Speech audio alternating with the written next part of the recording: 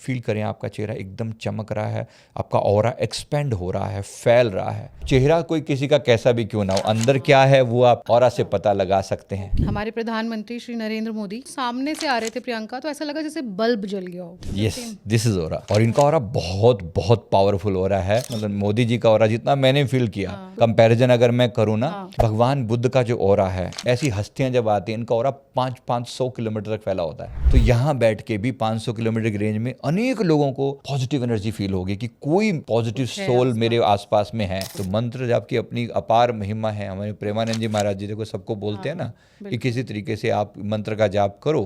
मंत्र शब्द को दो पार्ट में डिवाइड करते हैं। मननात् त्रायते इति मंत्र, ये वर्ड कहा जाता है इसके लिए शास्त्रों में।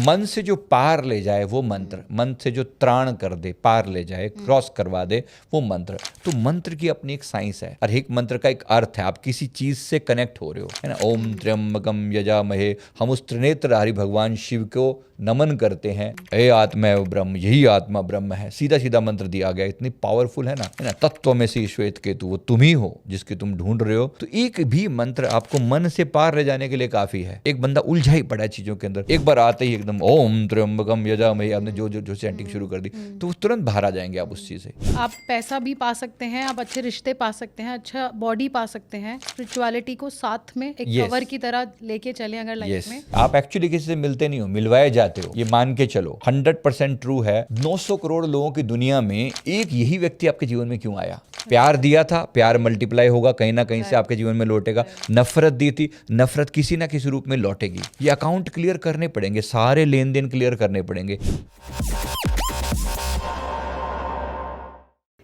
एपिसोड के शुरू होने से पहले एक रिक्वेस्ट है आपसे, 3 छोटी छोटी रिक्वेस्ट है एक्चुअली। आप इस चैनल को प्लीज़ सब्सक्राइब करें, क्योंकि मैं और मेरी टीम बहुत मेहनत करते हैं आप तक वैल्यूएबल और मीनिंगफुल कंटेंट पहुंचाने के लिए। दूसरी कि इस वीडियो को लाइक करें या डिसलाइक करें। आपको वीडियो पसंद आती है तो लाइक करें, और अगर आपको लगता है कि नहीं आ रही है तो डिसलाइक करें, लेकिन आपका फीडबैक बहुत ज़रूरी है हमारे लिए। तीसरी चीज़, आप अपना फीडबैक शेयर करें थ्रू कमेंट्स। आपको कैसा लगा एपिसोड, कोई कमी थी तो वो बताएं ताकि हम उसे रिपीट ना कर पाएँ। Thank you so much, enjoy. कई बार ज़िंदगी के हर सवाल का जवाब लॉजिकल नहीं, पर कई बार स्पिरिचुअल भी होता है। इनविजिबल चीज़ें जो दिखती नहीं लेकिन महसूस होती हैं, जैसे कि ऑरा, कर्मा, सोल और ऐसी बहुत सारी चीज़ें जो हमारी ज़िंदगी की कई बार डायरेक्शन भी बदल देती हैं। आज इन्हीं पे बात होगी with a very renowned expert, NLP and past life regression expert, life coach, जिन्होंने 11 से भी ज़्यादा बुक्स लिखी हैं about all these dynamic topics. Let's welcome mister Sanjeev Malik. नमस्कार सर, बहुत बहुत स्वागत है। नमस्कार जी, आपके दर्शकों को भी मेरा प्रेम भरा नमस्कार। Thank you sir, honour to be here with you. Sir, आपसे सबसे पहले मैं जानना चाहूँगी कि कर्मा, बहुत ही इजीली आज के लिए वर्ड यूज़ होने लग गया है, हर व्यक्ति कर्मा बोलने लगा है कि कर्म है। इसको थोड़ा सा समझाएंगे कि एग्जैक्टली कर्म होते क्या है? देखो, कर्म का सिद्धांत बिल्कुल सिंपल है। जो पूरे यूनिवर्स के जो बेसिक कुछ नियम है जिस पर ये पूरा ब्रह्मांड चलता है, वो अनसीन लॉ है जो सदा सदा से था, सदा है और हर जगह चलता है। वो है law of Karma. Law of Karma simply law of attraction पर ही बेस्ड है, आप ऐसा कह सकते हैं, या एकदम उससे भी बेसिक है। जो आप कर रहे हैं हर चीज़ एक एनर्जी है। एनर्जी क्रिएट करें, आप एक शब्द बोल रहे हैं, आप कुछ सोच रहे हैं, आप कुछ एक्शन कर रहे हैं, हर चीज़ का एक एनर्जी है, राइट। आप एक एनर्जी जनरेट कर रहे हैं। वो एनर्जी का सीधा प्रिंसिपल है, energy can not be created, can not be destroyed, it can be just transfer from one state to another. यानी कि एनर्जी ना बनाई जा सकती, ना सिर्फ ट्रांसफ़र की जा सकती है एक जगह से दूसरी जगह पर। तो ट्रांसफ़र होती है। आपने कुछ भी किया, एक एक्शन किया या एक शब्द बोला। अब एक व्यक्ति खड़ा होकर गाली दे रहा है किसी को, है ना, एक्शन कर रहा है वो कुछ भी। वहीं एक दूसरा व्यक्ति अप्रिशिएट कर रहा है। एक्शन दोनों हैं, एक जगह अप्रिशिएशन है, एक जगह गाली है। क्या दोनों कर्मा नहीं है? आपने एक एनर्जी जनरेट करी, जब सामने वाले के प्रति एक एनर्जी जनरेट करी, तो आज नहीं तो कल उसका रेसिप्रोकेशन होगा, यानी कि वो वापस आने वाली है। अच्छी चीज़ है तो अब लौट के रूल यही है। अच्छी चीज़ क्या रेसिप्रोक जो होगा वो रिवर्स जो आएगी तो वो अच्छा ही होगा, और अगर बुरी चीज़ है तो वो बुरा ही होगा। तो कर्म का सीधा सीधा सिद्धांत ये है। जो आप कर रहे हैं, जैसा कर रहे हैं, वो वैसा ही आपके जीवन में लौट कर आने वाला है। चाहे वो प्यार हो, चाहे वो नफ़रत हो, चाहे वो गुस्सा हो, चाहे वो दान हो, धर्म हो, कृपा हो, ब्लेसिंग हो, तारीफ हो, जो आपने दिया लौट कर वही मल्टीप्लाई होकर लौट कर आएगा। अच्छा, यूनिवर्स एक इको पॉइंट है, ऐसा समझे, मल्टीप्लाई होकर आएगा। मल्टीप्लाई होकर आएगा। Point to be noted. Definitely जो आप करेंगे ना वो मल्टीप्लाई होकर आने वाला है। कोई व्यक्ति आज कोई भी एक पाप कर रहा है, एक कोई भी किसी को गाली दी, फॉर एग्जांपल अपमान कर रहा है, किसी को दुख दे रहा है, तकलीफ दे रहा है, वो कभी ना कभी मल्टीप्लाई होकर इसके जीवन में जरूर आएगा। कभी कभी वो आज ही आ सकता है, कभी, क्योंकि वो आपकी सोल में ना कहीं रजिस्टर हो जाता है। आपको दूसरा जानता है या नहीं जानता, उसको खुद को तो पता रहता है कि मैं गलत कर रहा हूँ। तो अंदर एक कॉन्शियसनेस है हमारे अंदर जो आपको क्लियर बताती है कि ये काम ठीक है और ये गलत है। अब वो बेस्ड ऑन दैट वो सामने वाला क्या बिहेव करता है, अब उस अंदर की जो गाइडिंग फैक्टर है Right. उसी को हम सोल कहते हैं, उसी को हम आत्मा कहते हैं, उसी को हम परमात्मा कहते हैं। तो कहीं ना कहीं हमें अंदर से गाइडेंस तो मिलती है कि मैं गलत कर रहा हूँ, लेकिन जब आप उसको इग्नोर करके करते ही चले जाते हो तो एक दिन उसका कॉन्सिक्वेंसेस आपको भुगतना पड़ता है। आज दुनिया में जो लोग भी कुछ अच्छा पा रहे हैं ना, डेफिनेटली उन्होंने अच्छा किया था, और जो लोग भी कुछ बुरा जीवन में अनुभव कर रहे हैं, चाहे वो रिश्तों में है, चाहे वो पैसों के मामले में है, चाहे वो सुखों में है, दुखों में है, परेशानियां हैं, फिजिकल बीमारी हैं, मेंटल इश्यूज़ हैं, इन सब का पीछे ना पीछे कोई ना कोई कारण जरूर है। बस इसी चीज़ों के कारण मैं कर्म के सिद्धांत को इतना महत्व देता हूँ कि एक ऐसी चीज़ कि जो आपकी लाइफ को बिल्कुल डीपली टच करती है। Okay okay right. सो जैसे आपने कहा कि energy can not be destroyed, can not be created, तो एक चीज़ होती है कि पास्ट जो इसी लाइफ में मान लीजिए 10 साल पहले मैंने कुछ गलत किया और उसका मुझे आज असर मिल रहा है। एक होता है पास्ट लाइफ, तो क्या पास्ट लाइफ से भी वो एनर्जी हम कैरी करते हैं या एक लाइफ में सब सेटल करके ही मरते हैं? नहीं, बहुत सी चीज़ें ऐसी होती हैं जो एक जीवन में सेटल हो ही नहीं सकती, अच्छा, है ना। कुछ चीज़ें ऐसी हैं ना, अब उदाहरण के लिए कुछ लोग कहते हैं कि भाई इसी जीवन का फल इसी जीवन में क्यों नहीं मिल जाता। बहुत सी बातें इस जीवन में भी मिल सकती हैं। अब किसी चीज़ को मतलब जैसे मैच्योरिटी का ना टाइम अलग अलग होता है कि आपकी लर्निंग कब पूरी हो रही है। कोई व्यक्ति कोई कर्म ऐसा कर रहा है, राइट, उसको इसी जीवन में सज़ा मिल जाएगी, कभी कभी ज़रूरी नहीं होता। परमात्मा वेट करता है कुछ समय तक चीज़ों के ठीक होने का, है ना। एक व्यक्ति जैसे मान लो किसी को चीट करके जा रहा है, हाँ, वो व्यक्ति चीट करके जा रहा है, मान लो उसने धोखा दिया किसी लड़की को, एक किसी मेल की बात कर रहा हूँ, किसी ने धोखा दिया किसी लड़की को। अब इसकी कॉन्सिक्वेंसेस क्या होनी चाहिए आइडली, है ना, सोचने की बात है। अगर मैं किसी ने धोखा दिया तो उसको धोखा मिलेगा, हाँ, उसकी हमें ऐसा ही लर्निंग तो लगता है, तभी हाँ, कंप्लीट होगी ना। हाँ राइट, अब धोखा मिलने के लिए भी ये जरूरी है कि इसकी मनस्थिति वैसी हो जैसी जो विक्टिम था उसकी थी, जिसने वो दुख झेला उसकी हो। अब इसने एक लड़की को चीट किया, इसने अपने एंगल से, एक मेल के एंगल से, और क्या फ़र्क पड़ता है वाले एटीट्यूड से अपना किया और चला गया। आजकल तो सभी कर रहे हैं। आज तो सभी कर रहे हैं। अब लेकिन एक लड़की का हृदय एक लड़की का ही है, एक सेंसिटिविटी जो परमात्मा ने उनको दी है ना, वो उन्हीं की है। अब ये व्यक्ति जब उसको चीट कर रहा है, दुख दे रहा है, परेशानी कर रहा है, ये कब अगर इसको उसका फल भुगतना पड़े, फॉर एग्जाम्पल, है ना, तो परमात्मा उसको ऐसा ही शरीर देगा जब ये उस अवस्था में होगा जहाँ उसे वो समझ पाएगा। एक टिपिकल एग्जाम्पल मेरे पास एक उसका आया, एक लड़की है, वो उसके साथ ये है कि मेरे को सब लोग जो हैं मेरे प्रति अट्रैक्ट होते हैं और थोड़े टाइम के बाद मुझे चीट करके छोड़ के चले जाते हैं, ऐसा उसका कहना था। ठीक है। अब हमने उसका पास देखा, बहुत बहुत फेमस है, मैंने कई बार इस टॉपिक पे बात की है, क्योंकि वो जो था ना एक ऐसी चीज़ जो हमारे भी दिल को बहुत छुआ उसने की इस बात को कि ऐसा कैसे। और आज दिखने में वो इतनी सॉफ्ट सी प्यारी सी बच्ची है कि जैसे लगता है कि यार कि इसने कोई गलती की ही नहीं होगी, लेकिन आज ये विक्टिम है, हाँ, है ना। तो अब जब हमने थोड़ा सा पीछे पन्ने पलट कर देखा, यानी पास्ट में जाकर देखा, तो वहाँ हमें उसका एक दूसरा ही चेहरा दिखाई पड़ा। यूरोप में एक काउबॉय था, एक लड़का था जो कि बहुत हैंडसम था, बहुत स्मार्ट था, और मतलब इतना अट्रैक्टिव कि जो भी उसकी तरफ देखे पॉजिटिवली अट्रैक्ट हो जाए। और वो, लेकिन उसका यही कि भाई ठीक है, कोई अट्रैक्ट सब हो रहे हैं तो वो इस लड़की के साथ मिलेगा, उसके मेरे साथ मिलेगा, सिर्फ अपनी फिजिकल नीड्स को सेटिस्फाई करने के लिए यूज़ कर रहा है, सेक्सुअल पार्टनर, बस यूज़ कर रहा है उनको, फिजिकली यूज़ कर रहा है और थोड़े टाइम पे छोड़ के निकल लेता है, बिना ये समझे कि सामने वाले के दिल पर क्या बीत रही है।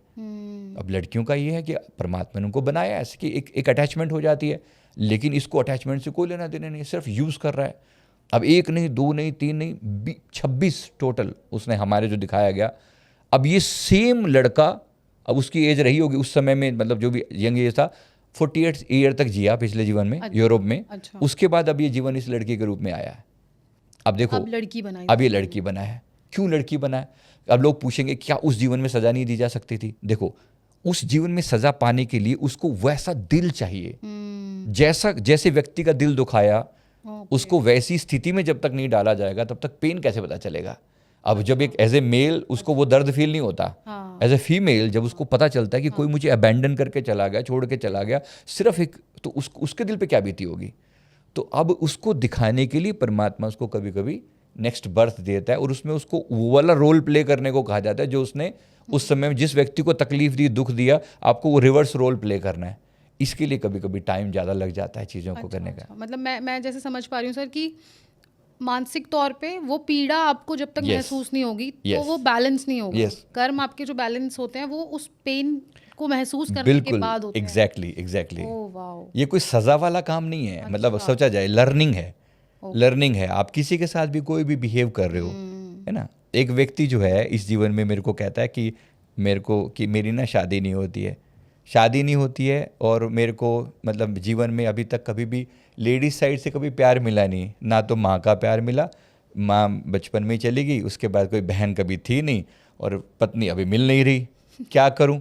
हाँ। तो मैंने उसका थोड़ा पास्ट देखा तो समझ पता लगा कि ये बंदा जो है ना, लास्ट बर्थ में यही टिपिकल मेल जैसी साइकोलॉजी के साथ ही था, और तब ये ऐसे बात करता था। मतलब तब तो परिवार था इसके पास, तब ये बात करता था, अरे क्या है औरतें ये ऐसे, मतलब ऐसे मैं समझ चाहता हूँ क्योंकि वर्ड मतलब इनके मैं जूते की नोक पे रखता हूँ, इस टाइप के बैड वर्ड यूज़ करता था महिलाओं के लिए। हाँ, अब देखो परमात्मा ने कहा ठीक है तुम रखते हो ना जूते की नोक पे, अब देखो तुम्हें तरस जाओगे जीवन में, किसी भी रूप में तुम्हें स्त्री का किसी भी रूप में सहयोग नहीं मिलेगा। वो शक्ति स्वरूप है, वो देवी माँ का रूप है, तुम्हें समझ में नहीं आती। अब कोई प्यार से ना समझे तो परमात्मा का समझाने का डिफरेंट ढंग भी है। ठीक है, पिछली बार भी किसी ने समझाया होगा कि ऐसा नहीं बोलते, don't say like that, but ये बंदा सीख नहीं रहा है। तो इस जीवन में इसको वो बॉडी शरीर तो वैसा मिला क्योंकि जो जैसा, लेकिन अब वो दर्द उसको वही है, ना माँ का प्यार मिला, ना कोई बहन मिली, और पत्नी के लिए तरस जाएगा। और हम यूनिवर्स से हमने पूछा कि भाई इसकी शादी कब होगी, मुझे पूछा कब शादी होगी, 38 ईयर की एज थी। अच्छा। कब शादी होगी? यूनिवर्स ने कहा कभी नहीं, जब तक ये सुधरेगा नहीं। अभी भी इसकी, अच्छा मैंने उससे पूछा फिर, अच्छा तुम आज भी तुम्हारी सोच क्या है लेडीज़ के प्रति? कोई चेंज नहीं अभी भी। कहता है लगता तो कुछ नहीं, वैसी होती तो सब ऐसी हैं। मतलब अब देखो इसकी भाषा देखो। अब उसे और भी वर्ड वर्ड्स बोले, मैं नहीं कहना चाहता, लेकिन बात ये कि अलग अभी भी तुम्हारे मन के भाव नहीं बदले, फिर तरस जाओ फिर, ठीक है तुम्हें नहीं दिया जाएगा। जिस चीज़ की कदर की वो परमात्मा आपको भर भर के देगा। जिस चीज़ को रिजेक्ट किया, डिनाई किया, अब ऐसे ही समझो एक व्यक्ति पैसे के लिए तरसता है, तो परमात्मा ने मुझे दिखाया गया कि ये व्यक्ति फिर जुआ खेलता था, माँ बाप की सारी कमाई को जुए में उड़ा दिया। परमात्मा ने देने में कमी नहीं रखी थी।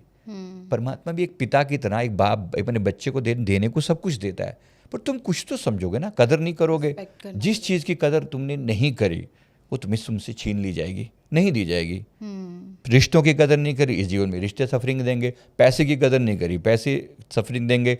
शरीर की कदर नहीं करी, शरीर को दारू पिला पिला के या कोई भी चीज़ों के साथ आप इतना हैम्पर कर रहे हो, है ना। कोई भी चीज़ किसी भी तकलीफ के कारण खाना पीना उसको ढंग से नहीं दे रहे हो, रिजेक्ट कर रहे हो, अपमान कर रहे हो, तो परमात्मा शराब पी रहे हो आप, राइट, तो आप शरीर को अपमानित तो कर रहे हो। इतना एक दिव्य शरीर परमात्मा का नर नारायणी देह आपको मिली और आप उसका सम्मान नहीं कर पा रहे हो, तो फिर परमात्मा छोड़ देगा क्या? वो सीधी सी बात है, वो आपको मिलेगी नहीं। यही सज़ा है। अच्छा, यही सज़ा है, यही लर्निंग है आपकी। जैसे बाय बर्थ बोलते हैं कि कुछ मान लीजिए दिखता नहीं है या फिर बाय बर्थ चल नहीं सकता कोई व्यक्ति, तो ये भी उनके पास्ट लाइफ से डेफिनेटली उनके कोई ना कोई कर्मा उसी से जुड़े हुए हैं। जिस चीज़ की, जिस पार्ट की कदर नहीं करी वो आपको दोबारा नहीं मिलेगी जब तक आप उसको लर्निंग नहीं ले लोगे। हर सोल का एक सोल टाइप होता है। सोल यहाँ पर आती है ना, एक पर्पस लेकर आती है। परमात्मा ने पहली बार सोल बनाया, किसी को भी एक रोल दिया गया। जिसने उस रोल को परफेक्टली निभाया वो अपग्रेड कर दी गई सोल।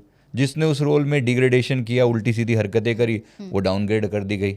रोल प्ले करना है आपको, जिस भी रोल में आप हो अपना बेस्ट परफॉर्मेंस दे के दिखाओ।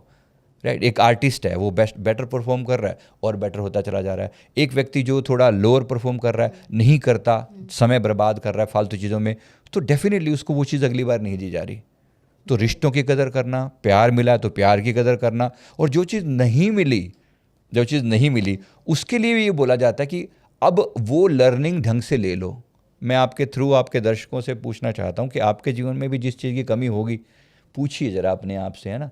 शरीर में प्रॉब्लम है, मानसिक समस्या है, धन की समस्या है, ज़रा अपने आप से पूछ कर देखिए इसके साथ लर्निंग क्या है, जुड़ी हुई चीज़ क्या है। डेफिनेटली आपको कोई चीज़ अगर नहीं दी गई ना, अपनी थॉट प्रोसेस को चेक करके देखिए and you will find that कि कहीं ना कहीं गड़बड़ होगी। और उसको जब आप पहचान लेंगे ना, जैसी वो लर्निंग कंप्लीट होगी, आपको वो चीज़ मिल जाती है। परमात्मा, मैं कहता हूँ जो चीज़ आपके पास कम है ना, वो ही बांटना।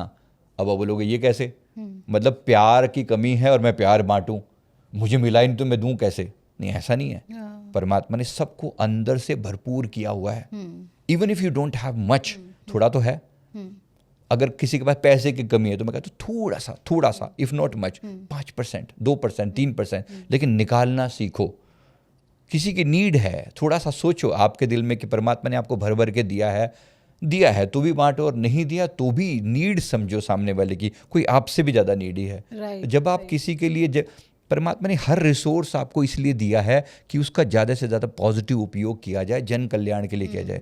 जो व्यक्ति भी इसमें स्वार्थी हो जाएगा ना, उसको पीड़ा झेलनी पड़ेगी।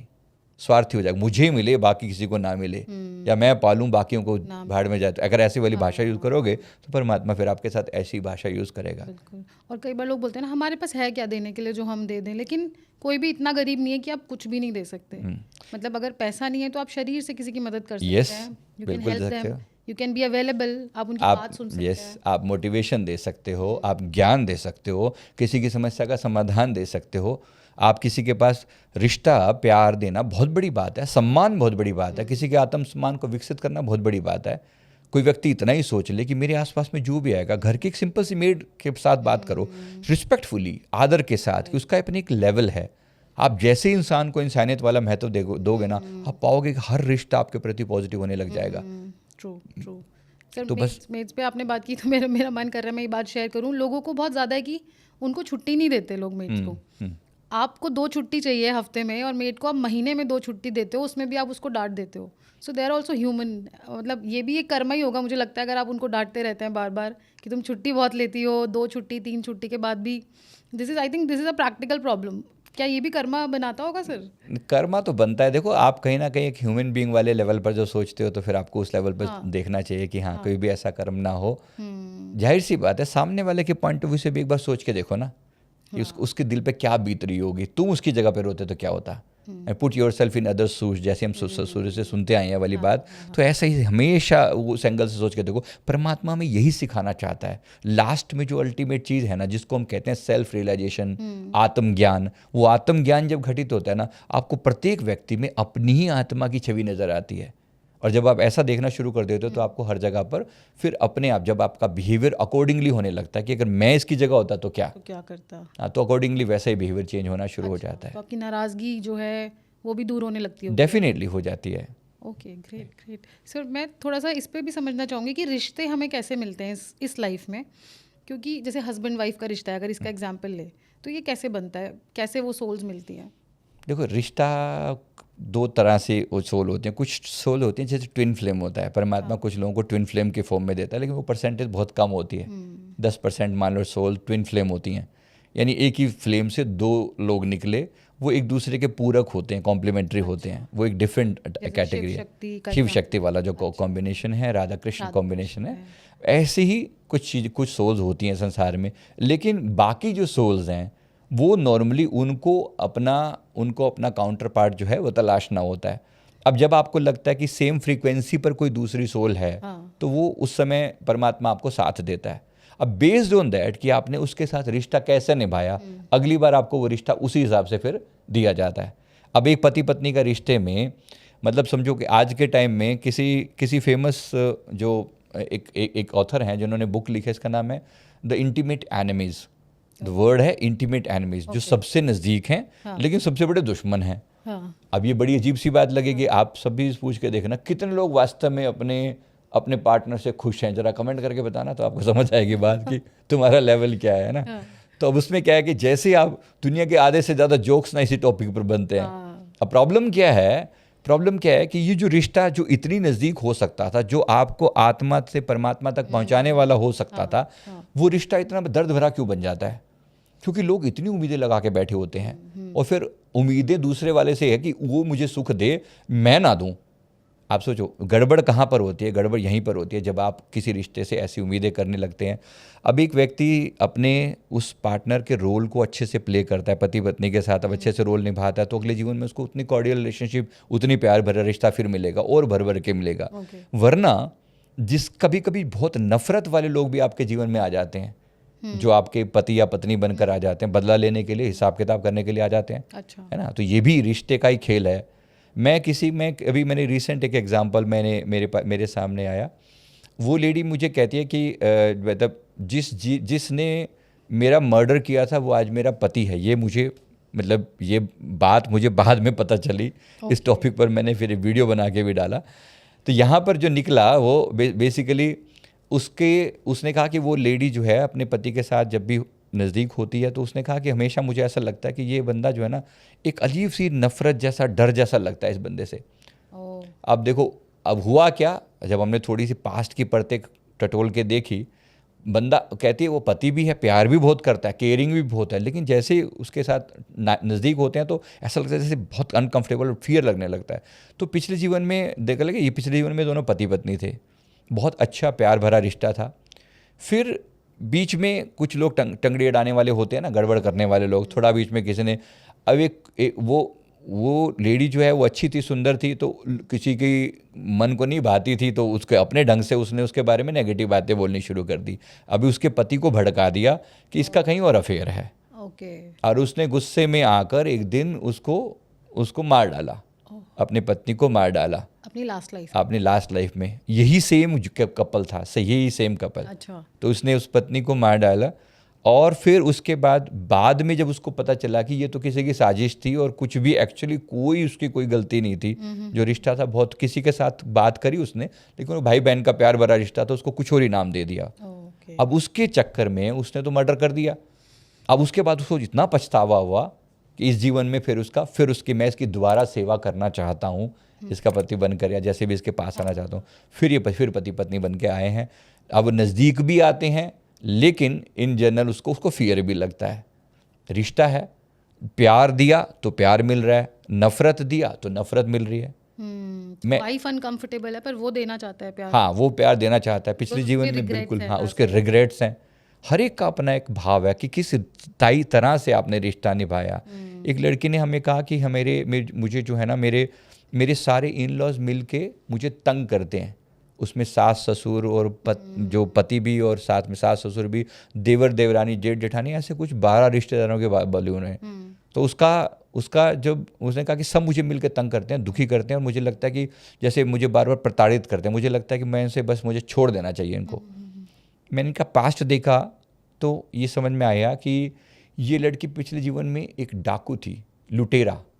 है ना, डाकू नहीं, लुटेरा मतलब प्यार से अपना बन के लूटने वाला। है ना, धोखा देके लूटने वाला। किसी ओल्ड सी लेडी को इसने ऐसे करके चीट किया कि भाई तुम एक बार, मैं तुम्हारी सेवा करूंगा, तुम्हारा कोई करने वाला नहीं है, मैं तुम्हारा बेटा हूँ, मैं तुम्हारी सेवा करूंगा। और उसको किया, जब उसको उसमें भरोसा जीत लिया, और उसको चीट करके उसका पैसा लेकर वो निकल ली। राइट, वो इस जीवन में इसकी सास बन के आई है। जिस लेडी को इसने चीट किया, अब इसको मेल से फीमेल बना दिया गया। क्योंकि जितना बात वो है कि आपके शरीर भी आपको वैसा मिलता है जिसमें आप मैक्सिमम उस पेन को झेल सको जो आपने जिसको ज़्यादा पेन दिया था। इसी प्रकार इसने अलग अलग लोगों को चीट किया, किसी को भाई बनकर, किसी को प्रेमी बनकर, किसी को किसी और फॉर्म में। इन सब लोगों के, और परमात्मा ने इन सारे रिश्तों को इकट्ठा कर दिया इस जीवन में। सब आके इसके रिश्तेदार बन के इन लॉज बन के बैठ गए। अब इसके साथ अब इसको लगता है कि सब इसको दुखी कर रहे हैं। अब प्रॉब्लम यह है कि कर्मा क्रिएट हो रखा है। इस लेडी को एक चांस दिया गया है that she should serve them, उनकी सेवा करे वो, और अपने उस कार्मिक को क्लियर करे। अब ये अपने आप को ये समझते हैं कि मुझे टॉर्चर हो रहा है ना। अब ये टॉर्चर मानते हैं। तो अब हमने इसको कहा, मेरे को बोलते कि भैया कितने दिन सहूँ आखिर इस बात को।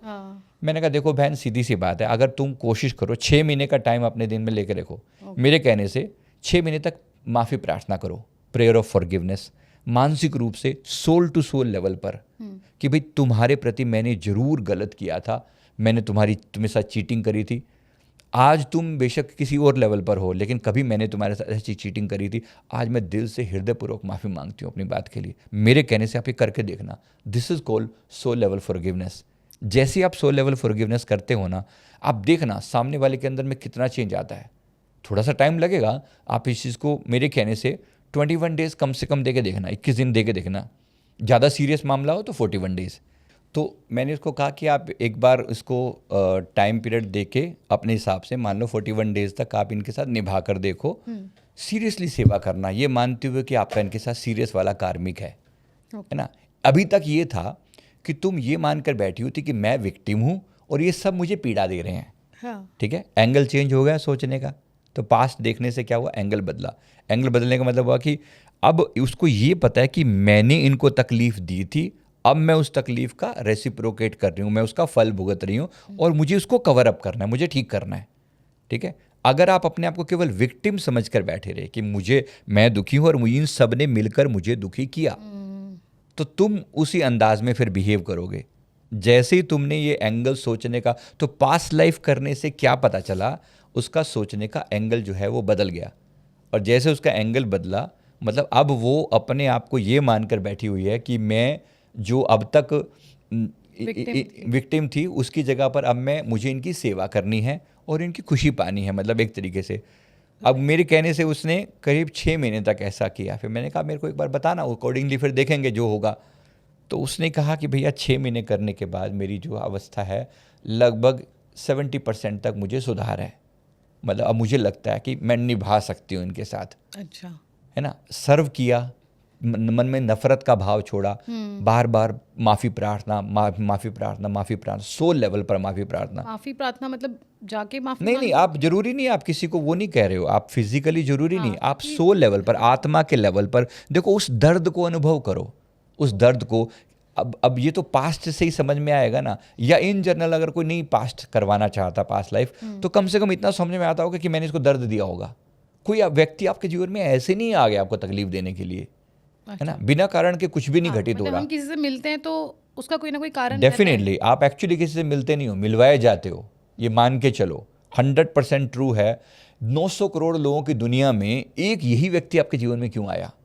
परमात्मा ने कोई तो कारण लिया होगा ना, ऐसी ठाके रैंडम सिलेक्शन नहीं करता वो, है ना। इतने सारे लोग, अब लोग शादी के लिए कितने कितने रिश्ते ढूंढते हैं ना, 15, 20, 25, 30, 40 लोगों को रिजेक्ट कर दिया, फिर ये बंदा पसंद आया। अब ये बंदा पसंद आया, उसके बावजूद भी कोई ऐसा नहीं है कि इसके साथ बहुत कॉर्डियल या बहुत अच्छी रिलेशनशिप है, वहाँ पे भी एकदम, है ना, तनातनी मची हुई है। गड़बड़ कहाँ पर है कि डेफिनेटली इसी बंदे के साथ आपका सबसे भारी कार्मिक था जो आपको निभाना है ना। मेरे गुरुदेव के सामने अभी मैंने इस एग्जाम्पल को मैं पूरा कर दूं, तो आपने जो कहा कि क्या माफ़ी सामने मांगनी चाहिए, नहीं, ज़रूरी नहीं है, बिल्कुल भी ज़रूरी नहीं है, लेकिन मानसिक रूप से माफ़ी मांगो, आत्मा के लेवल पर माफ़ी, इसको हम सोल लेवल माफ़ी प्रार्थना बोलते हैं। आत्मा के लेवल पर थोड़ा बता सकते हैं कैसे कर सकते हैं? अगर आप सिंपली अपने इष्ट के सामने प्रार्थना कर सकते। मान लीजिए भगवान शिव आपके इष्ट हैं, या जो भी आपके इष्ट हैं, मैटर नहीं करता, कोई भी हैं, आपने उनको मीडिएटर बनाया, आप उनके आगे प्रार्थना कर रहे हो कि मेरी ये प्रार्थना इस सोल के प्रति है। एक मीडिएटर है, एक उनके थ्रू आप इनसे कनेक्ट हो रहे हो। अब मान लो आपकी सास है या ससुर है, पति है, पत्नी है, जो भी, आप उनके प्रति प्रार्थना कर रहे हो कि भाई मैंने मानसिक तौर पे, आत्मिक तौर पे मैं फील कर रहा हूँ कि मैंने किसी जीवन में आपको इस तरह की तकलीफ दी थी। अच्छा, आज मैं उस चीज़ के लिए मन से, वचन से, कर्म से, अपनी उस हर गलती के लिए मैं माफ़ी मांगती हूँ। जो भी मैंने तकलीफ दी थी, मैं हृदय मन में ये बात बोले, ये मन में बोलो। तो ये मतलब आपकी प्रेजेंट लाइफ में आप किसी से भी परेशान हैं, चाहे वो आपके बॉस ही हो, चाहे वो आपके इन-लॉज हो, चाहे आपके हस्बैंड हो, या आपको अपनी माँ से कंप्लेन है या आपके बच्चों से कंप्लेन है, तो आप ऐसा खुद को समझाए कि शायद पिछले जन्म में मैंने कुछ इनके साथ गलत किया होगा, और फिर आप सोल लेवल पे उनसे माफ़ी मांगे, राइट, कि जो पहले की कर्म थे जिसकी वजह से आप आज मुझे तंग कर रहे हैं, तो I am sorry, right, please forgive me. इसको होपोनोपोनो प्रेयर भी कहते हैं। तो इसमें 4 लाइनें बोली जाती हैं, I am sorry, please forgive me, thank you and I love you. एक सोल लेवल की प्रेयर कही जाती है, बहुत अच्छी है, बहुत सूदिंग सी चीज़ है। अब कोई कहे कि कितना सहें, मैं वही बात को कंप्लीट कर दूं। मैंने कहा कि कितना सही का मतलब कि आप इसको इतना लेके चलें कि कम से कम मैं 41 डेज और ट्रायल ले लें, ठीक। मेरे कहने से एक बार ट्रायल ले लें। 21 इज मिनिमम। 21 is minimum. 41 में आपको एक डिसेंट आइडिया लग जाएगा क्या रिश्ता सुधरता है। मेरा मानना है कि 90% लेवल तक चीज़ें सुधर जानी चाहिए। नहीं सुधरती फिर आपका डिसीजन है, फिर आप जो चाहो करना। क्योंकि अदरवाइज अगर आपने किसी रिश्ते को, जैसे इस लेडी का मैंने एग्जांपल दिया, मान लो इस जीवन में इस डिवोर्स ले लेते जो इसके मन में चल ही रहा था, इसने 95% अपना मन बना रखा, सिर्फ 5% उस किसी ने कहा कि चलो PLR करवा लो तो पता चल जाएगा, 5% इसने एक होप में रखा था। तो 95% तक इसका अगर ये डिवोर्स ले लेती तो क्या होता, ये रिश्ता यूं का यूं अधूरा लटक जाता। अधूरा लटक जाता। पेन दिया था, पेन मिलना है। एक आधी अधूरी स्टोरी अटकी हुई है एनर्जी लेवल पर, वो लेसन आपको मिला नहीं, अधूरा लटका पड़ा है। तो पेन दे दे के आप शांत होकर बैठ गए और मजे लेते हुए वो जीवन आपका हैप्पी एंडिंग के साथ हुआ, लेकिन वो पेन पेंडिंग है जो आपने उन सबको दे रखा था। उनके मन में ग्रज क्रिएट हो रखा है, एक एनर्जी क्रिएट हो रखी है आपके प्रति नफरत का। ये लोग कभी ना कभी आपके जीवन में जरूर आएंगे। प्यार दिया था, प्यार मल्टीप्लाई होगा, कहीं ना कहीं से आपके जीवन में लौटेगा। नफरत दी थी, नफरत किसी ना किसी रूप में लौटेगी। ये अकाउंट क्लियर करने पड़ेंगे, सारे लेन देन क्लियर करने पड़ेंगे। अब नहीं तो फिर किसी जीवन में फिर इनके सामने इनको फेस करना पड़ेगा। क्या तुम अगले जीवन में ऐसे लोगों के बीच में आना चाहोगे? कभी नहीं। मुझे नहीं लगता कि आप में से कोई कहेगा कि भाई मुझे दोबारा आना है इन लोगों के बीच में। अकाउंट क्लियर करना जरूरी है। हर मैं किसी को जानती हूँ जो उनकी 3 शादियाँ हुई। एक लेडी है, रिलेटिव है, 3 शादियाँ हो गई सर, लेकिन तीनों में उन्हें पति खराब मिले। कोई मारता था, कोई शक करता था, मतलब पैटर्न वही था। And she has like 3 divorce हो चुके हैं, अभी भी शी इज़ सिंगल। तो मैं कई बार सोचती हूँ कि क्या रहा होगा इसकी लाइफ में कि ये क्यों भगवान ऐसा कर रहा है। And she is a nice girl. तो क्या हो सकता है सर उसके पीछे? अब यही देखो, किसी जीवन में आपने चीट किया, किसी जीवन में पार्टनर को किसी रूप में आपने यूज़ किया, अलग अलग चीज़ों के लिए टॉर्चर किया, किसी को तकलीफ दी, वही लोग जीवन में आएंगे। आप किसी को भी ये कह ही नहीं सकते बिना कारण के भगवान तू मुझे इतना तंग क्यों कर रहा है। भगवान बेचारा सोचता होगा बैठ के कि मैंने क्या कर दिया। इस टोटल सिस्टम में भगवान का कोई रोल नहीं है। That's a rule, Karma is a rule जो चल रहा है। कोई इसमें इंटरफेरेंस नहीं है भगवान का, जब तक तुम उसके सामने शरणागत होकर नहीं कह देते प्रभु अब कृपा करो बाहर निकालो। अच्छा, इंटरफेयर। हाँ, तब आप इंटरफेरेंस मांगते हो। अब प्रार्थना करते हो तो आपको रास्ता भी दिखाया जाता है, वरना हर बंदा थोड़ी पास लाइफ तक पहुंच जाता है। लोग ब्लेम ही करते हुए मर जाते हैं। आप देखो दुनिया के 99% लोग ना ब्लेम करते हुए मर जाते हैं सारा जीवन। हे प्रभु मेरे जीवन में ये नहीं दिया, वो नहीं दिया, वो नहीं दिया, वो नहीं दिया, वो नहीं दिया। Blame blame blame blame blame blame. Past life में सब सिर्फ आपको उस ब्लेम से बाहर लेकर आ रहा है। मैं नहीं कह रहा हूँ सब करवाएं, लेकिन समझें तो सही मेरे जीवन की कॉन्सिक्वेंसेज, मेरे जीवन में ऐसा क्यों हो रहा है। बस उसको समझ लिया तो पार हो जाओगे। और क्या, सीधी सी बात है, लर्निंग लेने के लिए तो आए हो ना। राइट। तो सर जैसे सोल लेवल पे हमारी लाइफ चलती है, ये पूरा लॉ है एक। तो सोल बॉडी में रहती है, so body is just a medium. तो जब डेथ होती है तो सोल कहाँ जाती है, और मतलब क्या death is the end of the soul? नहीं, डेफिनेटली डेथ एंड थोड़ी है, मतलब वो तो कहने की बात है ना। देखो सूक्ष्म संस्कार होते हैं। हम सदा से इस बात में, हमारा सनातन तो बिलीव करता रहा है कि सोल सनातन जो है सनातन लेवल पर है, सदा थी सदा है। शरीर को जब आपने छोड़ा, वाशांसी जीर्णानि यथा विहाय नवानि गृह्णाति नरोपराणि, मतलब जब आप पुराने वस्त्रों को छोड़कर आत्मा नए वस्त्र धारण करती है, ठीक वैसे ही जैसे हम नॉर्मली कपड़े चेंज करने का मतलब ये थोड़ी मैं बंदा बदल गया, मैं इन कपड़ों में मैं किसी का मर्डर कराया तो ये थोड़ी है कि कपड़े बदलते सब ठीक हो गया। नहीं, ठीक नहीं हुआ। जिसको मैंने तकलीफ दी थी उसको तो पेन मिला ना। बेशक मैंने कॉस्ट्यूम बदल लिया, बेशक मैंने रोल बदल लिया, कुछ मर्जी किसी मर्जी हुआ, कर्मा तो क्रिएटेड है ना। जिसको तकलीफ दी थी वो तो है ही ना। तो वो कार्मिक इंप्रेशन जो उसके दिल पर पड़े, वो एनर्जी क्रिएट हुई, उसी एनर्जी को सूक्ष्म रूप में साथ लेकर, जिसे हम संस्कार कहते हैं, अगर मैंने किसी को तकलीफ दी तो वो संस्कार मेरे अंदर भी लेके मेरी आत्मा कैरी फॉरवर्ड होगी और उसके अंदर भी वो संस्कार जमा हो गए। ये संस्कार ही एक दूसरे को खींच रहे, इसी को कर्मा बोलते हैं। ये संस्कार एक दूसरे को कहीं ना कहीं हिसाब किताब पूरा करने के लिए इन दोनों को फिर सामने लेकर आएंगे। तो आप बेशक रोल बदल के आ जाओ, बेशक नया रूप लेकर आ जाओ, लेकिन ये कर्मा। अब देखो कुछ लोगों को देखते ही आपके मन में नफरत का भाव आता है। मतलब थोड़ी सी डीलिंग करोगे ना, थोड़े दिनों में रिश्ता एकदम नफरत में बदल जाएगा। और कुछ लोगों को देखते बड़े प्यारे से लगते हैं, अपनापन लगता है। कुछ तो होता होगा ना। बिल्कुल यही खेल है सारा। आप भी अपने व्यूअर से भी पूछ के देखें, मैं गारंटी से बोलता हूँ आपके जीवन में भी कुछ ऐसा होता होगा ना कि लोग जिनको आप देखते होंगे तो एकदम से प्यार या नफरत का भाव आता है। कुछ लोग आते ही आपके साथ बहुत कंफर्टेबल हो जाते हैं, कुछ लोग आते ही एकदम ऐसा बिहेव करना शुरू कर देते हैं जो बहुत पेनफुल होता है। डेफिनेटली समझ लीजिए आपका कोई कार्मिक है जो इनके साथ क्लियर होना पेंडिंग है। एक लड़का मेरे पास आया जिसका वो कहता है मेरे सिर में बहुत पीड़ा रहती है, बहुत दर्द होता है और लड़कियों से डर लगता है। लड़का है, कहता है लड़कियों से डर लगता है, देख के ऐसा लगता है जैसे पता नहीं मेरे साथ क्या हो जाएगा। कुछ 11th क्लास में पढ़ता है, दिल्ली में ही की बात है ये अपने। अच्छा, तो मेरे पास आया तो पास्ट लाइफ करवाने के लिए। तो वो मैंने उसका जब पास्ट देखा तो 1965 में ये लड़का, उस समय में एक लेडी था, एक फीमेल था, जो कि किसी ब्रॉथल, वहाँ जो प्रोस्टिट्यूशन हाउस होते हैं उसमें लड़कियों को अलग अलग उसमें से मतलब उनका सौदा करके ना उसको इस प्रोस्टिट्यूशन के धंधे में धकेलता था। उस समय फीमेल फॉर्म में था ये।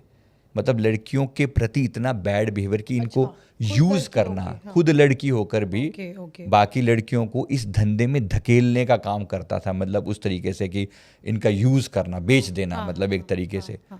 अब देखो कुछ काफ़ी समय तक उसने ऐसा किया, लगभग 17-18 लड़कियों को उसने इस चीज़ में धकेला। अब एक समय आया, इन लड़कियां जब जो है ना, इन लोग इन सब ने मिल के इनके प्रति सबके मन में गुस्सा था कि अच्छा खासा हमारा जीवन बर्बाद करके रख दिया। इन सब ने मिल के एक बार इसको पकड़ा अकेले में, इसके ऊपर चादर डाली और उसको तीसरे फ्लोर से उल्टा लटका के नीचे पटक दिया। तो जब गिरा ना सिर में, तो इसका खोपड़ी के बल, सिर के बल ऐसे गिरा। तब उसमें फीमेल फॉर्म में था, सिर के बल गिरा तो इसकी खोपड़ी, उसने देखा हमने उसके पास्ट लाइफ में। पास्ट लाइफ के साथ क्या है ना, रियल फीलिंग के साथ पता चलता है कि मैं गिरा पड़ा हूँ, मैं अपनी सोल को देख रहा हूँ, मेरी आत्मा देख रही है, मेरे शरीर को खून बिखरा पड़ा है, मेरा भेजा बाहर आ गया है। मतलब वो पूरा दर्द के साथ उसने फील किया कि हाँ मैंने दर्द देखा कि ऐसे ऐसे मैं पड़ा हुआ हूँ और मेरी ऐसी लाश पड़ी हुई है और वो लड़कियाँ मुझे देख के हंस रही हैं, खुश हो रही हैं कि भाई ठीक है, गई मुसीबत टली, बहुत दुख दिया था इसने। अब इसकी कॉन्सिक्वेंसेस देखो, है ना। अब इसके बाद क्या हुआ होगा इसके साथ, इस सोल के साथ? क्या यहीं पे हिसाब किताब खत्म हो गया? नहीं, बिल्कुल भी नहीं। अभी हिसाब पूरा कहाँ हुआ है। इतने लड़कियों का जो जीवन बर्बाद किया, जो इतनी दर्द देकर गया, ये दर्द इसको कभी ना कभी तो मिलना है, डेफिनेटली मिलना है। उसके बाद इसका कार्मिक हिसाब किताब हमने दिखाया, इसकी सोल को आगे भी ले जाया गया। इसका फिर यमलोक में भी हिसाब किताब हुआ, खूब मार पिटाई हुई, नरकों में इसको काफी समय तक रखा गया। कुंभी पाक नरक कुछ दिखाया गया, हमें बोला गया कि इस नरक में डाला गया इसको, बहुत लंबे समय तक दर्द दे दे के, तकलीफें दे दे के, वो पेड़, लोहे का बना हुआ एक पेड़ सा, उसके साथ चिपका के उसको मार मार के उसको इतना दर्द दिया गया, तकलीफ दी गई। फिर उसे लर्निंग देने के लिए फिर इस जीवन में लाकर एक लड़का बनाकर भेजा गया ये वाला। अब ये कुछ और शुभ कर्म भी थे, ऐसा नहीं कि सारे ही बुरे कर्म थे।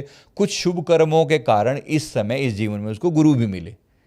उन गुरुजी ने ही उनको सही राह दिखाई कि तू अब कम से कम अपने जीवन को सुधार ले। लेकिन सिर की पीड़ा नहीं जाके दे रही थी। अब ये जैसे ही उसने पास्ट लाइफ करवाया, ये पीड़ा गायब होगी। कम से कम सिर की पीड़ा उसने कहा कि लगभग 60% तक गायब हो चुकी है। मतलब अब 40% दर्द ना, अब जबकि बचपन से झेलता आ रहा था और अब तक उसने कहा कि मेरी आज केवल एक इंस्टेंस के ही अंदर 40% जो है ना वो रह गया, मतलब 60% गायब हो गया। इसके मतलब हिट हुआ था तो हिट हुआ पेन था, उसको अभी तक महसूस, मतलब वो उसके कार्मिक के कारण परमात्मा ने उसके अंदर वो दर्द ना, उसकी दर्द की स्मृति बरकरार रखी कि ये याद कर सके। ऐसे बहुत से लोग बचपन से कुछ पीड़ा लेकर आते हैं। अपने सवाल किया था ना, मैं उसी का जवाब दे रहा हूँ कि जो पीड़ा लेकर आते हैं, दर्द लेकर आते हैं, तकलीफ लेकर आते हैं, डेफिनेटली वो लोग हैं जिन्होंने किसी ना किसी रूप में अपनी किसी पावर का, किसी ताकत का, किसी चीज़ का मिसयूज़ किया था लोगों को तकलीफ देने के लिए, है ना। तो बचपन से आई हुई कोई भी पीड़ा, अब इसकी लर्निंग क्या है, इस बच्चे की, इस बंदे की लर्निंग क्या है? इसकी लर्निंग ये है कि डेफिनेटली अब लड़कियों के पास जो डर लगना भी स्वाभाविक है, क्योंकि वो लड़कियों ने ही मारा था मिलके, इसने उन सबको उस गलत धंधे में धकेला।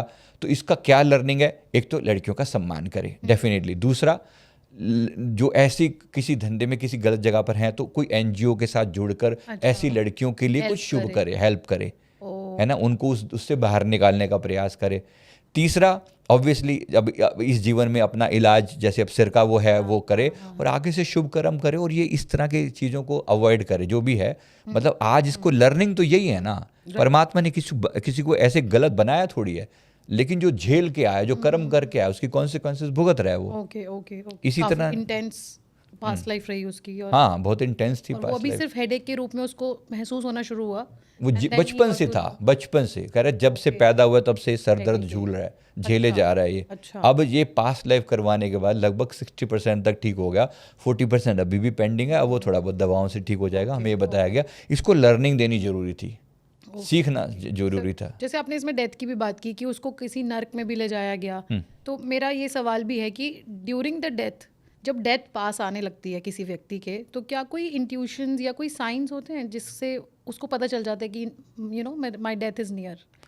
हाँ, कुछ बहुत कुछ होता है। देखो जो लोग ना शुभ कर्मों वाले होते हैं ना, हाँ, तो उन लोगों के लिए तो बहुत सारे साइन हैं।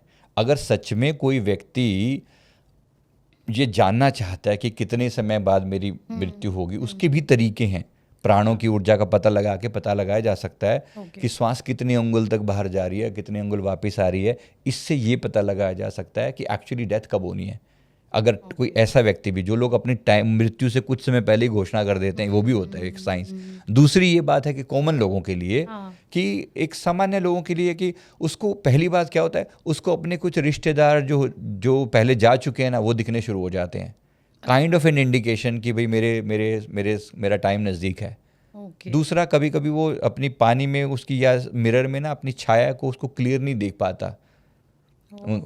देख पाता, उसकी मृत्यु के समय क्लियर ये हो जाने लगता है। तीसरा जो है, मतलब ये उसको उसको अब देख के उसको आसपास में कुछ छायाएं, कुछ नेगेटिव चीज़ें, या फिर जो उसके इवन यमदूत भी इस टाइप से नज़र आने लगते हैं। मेरे बहुत एक रिलेटिव थे, मेरा शुरू से इस टॉपिक में वो रहा है कि मैं रिसर्च मोड में था, तो एक वो उनको लास्ट समय में ना, जीवन में मतलब बड़े हट्टे कट्टे थे वो, अच्छे खासा मतलब शरीर था उनका, लेकिन मृत्यु के समय में ऐसी दयनीय अवस्था हो गई थी कि वो बार बार देखते थे कि कोई उन्हें खड़ा हुआ बुला रहा है, और बड़ी डार्क सी, बड़ी भयानक सी फिगर है, और वो बार बार वो कहते, माँ मुझे बचा ले, माँ मुझे बचा ले। जबकि उनकी खुद की एज जो है ना उस समय 70 के आसपास रही होगी, तो चिल्ला कर ऐसे बाहर भाग जाते थे, मतलब बेड से उठ के भाग की तरफ भागते थे, हाय मुझे मार डालेंगे, मुझे पकड़ के ले जाएंगे। फिर चीखते हुए मतलब प्राण छोड़े थे उन्होंने।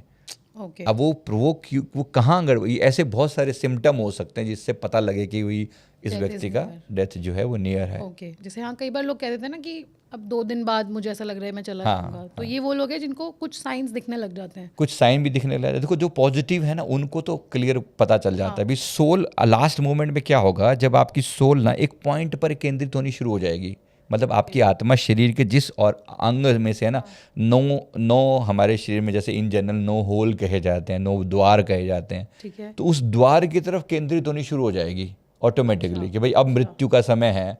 पैर ठंडे रहना शुरू हो जाएगा, हाथ पैर ठंडे रहने शुरू हो जाएंगे, मतलब अब चेतना उस पॉइंट पर इकट्ठी होगी जिस पर आपने पूरा जीवन बिताया है। कोई व्यक्ति 9 पॉइंट्स, मतलब 9 एग्जिट्स हैं। 9 एग्जिट्स क्या हैं। क्या है ये थोड़ा, मतलब जैसे 2 कान हैं, 2 नाक है, मुंह है, और फिर नीचे के, है ना। तो जो व्यक्ति ने सारा जीवन जिस पॉइंट के आसपास में बिताया ना, वो वहीं पे केंद्रित होना शुरू हो जाएगा, है ना। जीवन भर में कोई मान सम्मान में, देखो कोई केवल शरीर में और खान पान में और केवल सेक्सुअल प्लेजर में ही जो जिया, वो नीचे के 2 चक्रों पे केंद्रित है, उसका ऑटोमेटिकली मृत्यु के समय वहीं इकट्ठा हो जाएगा पूरा ध्यान। कोई जीवन में केवल मान सम्मान में जिया, पैसे के लिए जिया, तो मणिपुर चक्र पर आकर केंद्रित हो जाएगा, यानी नाभि के आसपास में उसकी चेतना इकट्ठी हो जाएगी। तो ये मरेगा तो पेट पिचक जाएगा उसका, और नीचे के चक्रों से जाएगा तो सुसुपोटी, मतलब उस टाइप से, है ना, उस टाइप से। तो हृदय से जाएगा तो हृदय की गति थम जाएगी, यानी इमोशंस में जिया ये व्यक्ति, हृदय चक्र पर जिया, है ना। और कोई थ्रोट पे जाएगा तो थ्रोट मुंह खुला रह जाएगा मृत्यु के समय में। तो प्राण जो है ना वहाँ उस पॉइंट पर इकट्ठे होने शुरू हो जाते हैं, और आँखों के जरिए जाएगा तो लास्ट में आँखें खुली रह जाएंगी। कुछ लोग कानों के जरिए भी प्राण निकलते हैं, और कुछ बहुत रेयरेस्ट ऑफ द रेयर होते हैं जिनके प्राण एक्चुअली यहाँ से निकलते हैं, क्राउन से। हाँ, तो जिनकी यहाँ से निकलेंगे तो उनकी तो फिर गति ही और है। ये लोग समाधि में बैठकर अपने प्राण छोड़ते हैं, तो वो तो खैर बहुत ही रेयरेस्ट, एनलाइटन हो जाती हैं वो सोल। बहुत अच्छा है अगर ऐसा कोई हो सके तो, अन्यथा बाकी सब लोगों का हाल वो होता है। तो जीवन भर हम भी अपने जीवन में, आप भी कोशिश करें, आपके व्यूअर्स से मैं सवाल कर रहा हूँ कि अपने जीवन में कोशिश करें कि भाई आप भी अपना प्राणों की ऊर्जा को नीचे के चक्रों पर केंद्रित ना रखें, हो सके धीरे धीरे गति करें। परमात्मा ने आपको 10 द्वार दिए हैं, मतलब निकलने का जो है, इसको 9 द्वार नीचे हैं बोला जाता है, ये 10वां द्वार है। कोशिश करके अपनी प्राण ऊर्जा को उठाकर ऊपर ले जाने का प्रयास करें ना, क्या होता है, कैसे किया जाना हाँ, चाहिए। कैसे किया जाए। इसके लिए ही तो हमारे जो जप तप नियम इत्यादि छोटे मोटे बनाए गए हैं, वो नियम इसी के लिए बनाए गए हैं। अब कोई व्यक्ति ज़्यादा अगर कुछ नहीं समझ में आता तो परमात्मा का नाम जाप करे, माफ़ी प्रार्थना करे, नाम जाप करे, जितना हो सके दान पुण्य जो थोड़ा बहुत हो सकता है शरीर से वो भी करे। जी। तो आपके जीवन में डेफिनेटली जीवन में तरक्की होनी शुरू हो जाती है और आत्मा अपग्रेड होनी शुरू हो जाती है। आप अंत में कभी भी फील कर सकते हैं कि आत्मा की नॉर्मल आपका मन किस अवस्था में रहता है, यानी किस पॉइंट पर केंद्रित रहता है। आपका ज्ञान में रुचि है तो डेफिनेटली ये केंद्र बिंदु यहाँ है, इमोशंस हैं तो यही है, ऐसे नीचे की बातें हैं तो आपको अभी भी अच्छी लगती हैं तो नीचे की, मतलब कि आप उससे कितना ऊपर उठ पाए हैं। जिस चक्र से जाएंगे उसी चक्र पर लौट कर आएंगे।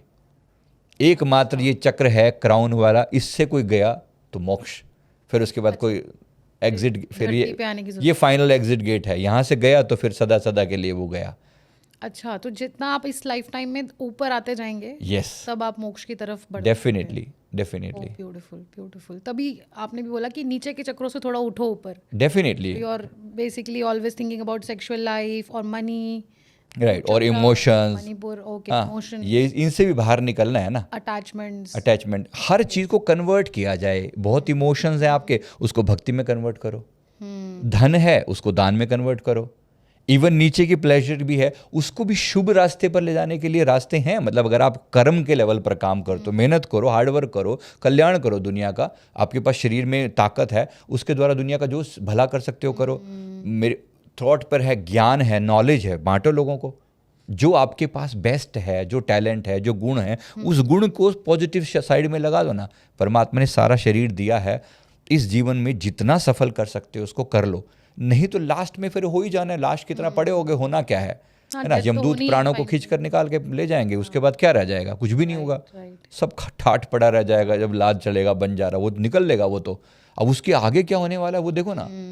तो जब मरते वक्त अगर कोई रिग्रेट्स आपके रह गए तो फिर आपको फिर अटक गए, फिर हार्ट चक्कर पर अटक गए, दुख रह गया, पीड़ा रह गई, फिर उसी चीज को लौट करने के लिए, पूरा करने के लिए आएगा। मतलब एक जीवन एक पूरी एक पाठशाला की तरह से, एक स्कूल है। आप यहाँ पर आए, डिग्री पूरी करी, अब लेके गए, सारे सब्जेक्ट क्लियर करके गए, लास्ट में एक क्रॉस चेक होगा। इसको हम बोलते हैं सोल कॉन्ट्रैक्ट। एक क्रॉस चेक होता है कि इस जीवन में जब तुम गए थे तो क्या गोल लेकर गए थे। लास्ट में एक बार फिर पूछा जाएगा कि भाई कौन कौन से गोल पूरे किए, ये गोल पूरा किया, टिक है या क्रॉस है ना, टिक है या क्रॉस है। एक एक गोल को पूछा जाएगा। जिस पे टिक लग गया वो क्लास कवर, वो पास हो गए तुम, है ना। जिस पे क्रॉस लगा, रिश्ता निभाया पत्नी के साथ, नहीं निभाया, बदतमीजी करी, चलो अगली बार के लिए तुम्हारा सोल कॉन्ट्रैक्ट, फिर ये एक जन्म फिर अगली बार के लिए लिख दिया गया, एग्जाम में कंपार्टमेंट आ गई। हाँ, ऐसे ही। अच्छा, जिस रोल को ठीक से क्लियर कर दिया वो बेस्ट है। बहुत कॉम्प्लिकेटेड नहीं है सर, डीप है, लेकिन एक बार आप समझ गए तो बड़ा इजी है। बिल्कुल इजी है, कोई मुश्किल नहीं है। मुश्किल नहीं है। अगर आप अपनी लाइफ से जोड़ें तो एक एग्जाम की तरह है। अगर आप फर्स्ट क्लास में तो सेकंड में जाने के लिए ये 5 सब्जेक्ट कंप्लीट करने हैं। हाँ। इस 5 में से एक में फेल हो गए तो कंपार्टमेंट फिर से देना होगा। जब तक आप पास नहीं हो जाते तब तक आप सेकंड स्टैंडर्ड में नहीं जा पाएंगे। और इस चीज का प्रूफ क्या है कि आप पास हो गए, इस बात का प्रूफ क्या है, अगले जीवन में या इस जीवन में आपको जो जो अच्छा मिला है ना, ये सब पिछले एग्जाम पास करके आए हो आप। अगर आपको सम्मान मिला है, इसका मतलब आपने सबको सम्मान दिया होगा। धन मिला है, इसका मतलब आपने सबको धन दिया होगा। ज्ञान मिल रहा है, गाइडेंस मिल रही है, आपने गुरु की सेवा करी होगी, गुरु का नाम, मतलब उनका भक्ति या प्यार, जो भी, जो ज्ञान को सही तरीके से यूज किया होगा, ज्ञान मिल रहा है, गाइडेंस मिल रही है। आप परेशान होते हो, कोई सपोर्ट करता है, मतलब आपने सपोर्ट किया होगा। अगर आपको अभी भी अकेलापन फील करते हो, सपोर्ट करने वाले लोग नहीं मिलते, मतलब आपने लोगों को इग्नोर किया होगा, मतलब ही रहे होंगे आप। सीधी सी बात है ना। आप अपने जीवन को देख के पूरा अंदाजा लग सकता है कि मेरे जीवन में कहाँ कहाँ पर क्रॉस है, कहाँ कहाँ पर टिक है। फिर ये भी समझ में आएगा कि क्रॉस है तो मेरी लर्निंग क्या है, क्या मैं अब ठीक कर रहा हूँ। मान लो आपका रिश्ता जो है पत्नी के साथ ठीक नहीं है, पति के साथ ठीक नहीं है, बच्चे के साथ ठीक नहीं है, किसी दोस्त के साथ ठीक नहीं है, बॉस के साथ ठीक नहीं है, तो अगर बॉस आपको डांट रहा है, घर में सब ठीक ठाक चल रहा है, मान लो बॉस से डांट पड़ रही है, इसका मतलब कहीं ना कहीं आपने निभाने में गड़बड़ करी है। अब उस रिश्ते को चेक करो और फिर देखो क्या उसको बेटर किया जा सकता है। अगर किया जा सकता है तो क्रॉस करो, फिर अगली बार ये एग्जाम भी पास। जिसके सारे टिक टिक टिक टिक लग गए, उसका गेम ओवर, तो दोबारा नहीं आएगा। फिर वो अपग्रेड कर दिया जाएगा। इंसान है तो हो सकता है देवता बन जाए या पार ही हो जाए इस मृत्यु लोक से। आराम से मस्त हाँ हाँ, तो मस्ती स्वर्ग में। स्वर्ग या उससे भी ऊपर, हम तो मोक्ष की बात करते हैं ना, अच्छा। क्योंकि स्वर्ग से भी लौटना पड़ता है, स्वर्ग भी एक लिमिटेड टाइम पीरियड होता है। मोक्ष ऐसा है जहाँ ट्रांसमाइग्रेशन, यानी कि जन्म और मरण के चक्कर से आप बाहर निकल गए, तो वो कहाँ चले जाते हैं सर? वो आप शून्य में लीन हो जाते हो, वो परमात्मा हो जाते हो फिर वो। ओ अब या फिर आत्मा के उसके भी 4 अलग अलग वे होते हैं, मुक्ति के भी, शिवलोक में रह रहे हो या ब्रह्मलोक में रह रहे हो या बैकुंठ लोक में रह रहे हो, वो भी तरीके हैं जीने के अलग बहुत अलग। कुछ है जानने के लिए आप। हाँ, वो तो बहुत सारे पॉइंट। अगर आप और भी टॉपिक्स को कवर करवाना चाहते हैं सर के साथ तो कमेंट करिएगा, we will do other episodes with sir, क्योंकि बहुत कुछ है सर, बहुत ज्ञान है आपके पास, मुझे बहुत कुछ जानने का मन है। बट आज थोड़ा सा हम सोल और पास्ट लाइफ को कवर कर लेंगे। राइट। तो सर जैसे हमारी ज़िंदगी में इस प्रेजेंट लाइफ में कोई हमारा लव्ड वन है, मान लीजिए हमारे पिता हैं या हमारी माता हैं, वो चली गई इस दुनिया से, तो हम बोलते हैं ना कि I still feel him, I still feel the guidance from my father. तो लेकिन जब हम सोल लेवल पे समझते हैं तो सोल ने तो रीबर्थ ले लिया होगा, तो ये कैसे होता है? कि जैसे मुझे महसूस होता है कि मेरे पापा मुझे मदद करते हैं आज भी, पर मुझे फिर लगता है नहीं यार उन्होंने तो रीबर्थ ले लिया होगा, तो ये कैसे होता है सर? देखो, मृत्यु के बाद ना 3 लेवल्स होते हैं आत्मा के जो गति होती है। एक, मृत्यु के कुछ समय बाद आत्मा यहीं पर रहती है, स्टेप बोलूँ तो एक स्टेप यहाँ पर है कि मृत्यु के बाद आत्मा अपने रिश्तेदारों के पास ही रहती है कुछ समय तक। ऐसा लगभग 13 डेज तक होता है, कभी कभी ज़्यादा भी हो जाता है बेस्ड ऑन सर्टन कंडीशन। दूसरा, यहाँ से चली जाती है, यमलोक में जाके रहती है। यमलोक में हिसाब किताब होता है, स्वर्ग नरक होते हैं, जैसा मैंने अभी थोड़ा सा एग्जांपल दिया। उसके बाद तीसरा स्टेप, उसको एक अगले जन्म की तैयारी करवाई जाती है, प्रिपरेशन होती है, कुछ लर्निंग दी जाती है, कुछ ट्रेनिंग दी जाती है, और चौथा उसके बाद अगला जन्म हो जाता है। ये 4 स्टेप समझ लो एक जन्म से दूसरे जीवन के ट्रांजिशन में। ठीक है। अब इसके अलावा जैसे आत्मा का जो एक बेस होता है ना, हमारी आत्मा मल्टी डायमेंशनल है। मल्टी डायमेंशनल का मतलब है एक हमारी आत्माओं का एक लोक है जिसको आत्मलोक कहते हैं, यानी सोल वर्ल्ड कहते हैं अपनी भाषा में, स्पिरिट वर्ल्ड या सोल वर्ल्ड। अच्छा। ऐसा कहते हैं। अच्छा। अगर किसी ने वो laws of the spirit world करके अगर एक बुक है, बड़ी सुंदर सी, बड़ी पावरफुल किताब है, जरूर पढ़ें ताकि आपको अच्छे से और समझ में। उस स्पिरिट वर्ल्ड के कुछ नियम हैं, लॉज ऑफ स्पिरिट वर्ल्ड करके। ऑथर का नाम भी बता दीजिए अगर। इनका नाम अनीता मूलचंदानी, शायद मूरजानी ऐसा कुछ नाम है। मूरजानी लिखेंगे तो आ जाएगा, laws of the spirit world. तो इन्होंने पूरा डिफाइन किया हुआ है। और हम लोग क्योंकि पास्ट लाइफ रिग्रेशन करते हैं ना, तो एक कंसेप्ट और भी है। पास्ट लाइफ का मतलब है पिछला जन्म देखना। एक कंसेप्ट होता है LBL, लाइफ बिटवीन लाइव्स, यानी ये पास्ट लाइफ, ये प्रेजेंट लाइफ, इन दोनों के बीच में कहाँ थे? ये कहाँ थे? ये बीच का जो टाइम पीरियड है ना, जिसको LBL में काउंट करते हैं हम। तो ये जो बीच का टाइम पीरियड, इसमें हम कुछ समय के लिए आत्मलोक में रहते हैं। हमारी आत्मा का एक मेन घर है, अच्छा, है ना। वहां से हमारी आत्मा डेपुटेशन पर आई, रोल प्ले करने के लिए आई यहाँ पर। जैसे पर्दे के पीछे हमारा एक हुआ ना, फिर उसके बाद हमने रोल प्ले किया। अच्छा। उसके बाद वापस जाके उसी जगह पर रिपोर्टिंग करनी पड़ती है। अच्छा, फिर आए, जैसे मैंने मीडिया में पढ़ा था कि कास्टिंग होती है, जैसे हमारे यहाँ कास्टिंग होती है। This is like a film, हाँ, आपको एक रोल प्ले करने को कहा गया। और रामायण की शूटिंग चल रही है, समझो आपको किसी को सीता बनना है, तो किसी को राम बनना है, तो किसी को मंदोदरी बनना है, किसी को रावण भी बनना है। रोल प्ले करने को कहा जा रहा है। अब रोल को आप कैसे प्ले करते हो, कितनी खूबसूरती से प्ले करते हो, ये डिपेंड करता है, है ना। अब वो जो आत्मा का, जो मैं अब आपको बता रहा था, वो मल्टी डायमेंशनल होती है हमारी आत्मा। ठीक है। वो दोनों जगह पर एनर्जी लेवल पर कनेक्ट रह सकती है, एनर्जी लेवल पर। एनर्जी लेवल पर कह रहा हूँ। आत्मा ऐसी नहीं कि आत्मा एक, फॉर एग्जाम्पल, जैसे मैं अपने घर में बैठकर हनुमान जी को याद करूं, है ना, आप अपने घर में बैठकर हनुमान जी को याद करें, एक बंदा अमेरिका में बैठकर सेम टाइम में 3 अलग अलग जगह पर लोग हनुमान जी को याद कर रहे हैं। तो हनुमान जी तीनों लोगों को एक ही साथ फील हो सकते हैं, कोई डाउट नहीं है इसमें। होंगे ना। ऐसा थोड़ी है कि वो पहले संजीव जी के पास जाएंगे, फिर वो प्रियंका जी के पास जाएंगे, फ्री होकर फिर जाएंगे। ऐसा तो मेरा तो नंबर ही नहीं आ पाएगा। नहीं, ऐसा नहीं है ना। इसका मतलब है कि एक आत्मा मल्टी प्रेजेंस भी एक चीज़ है।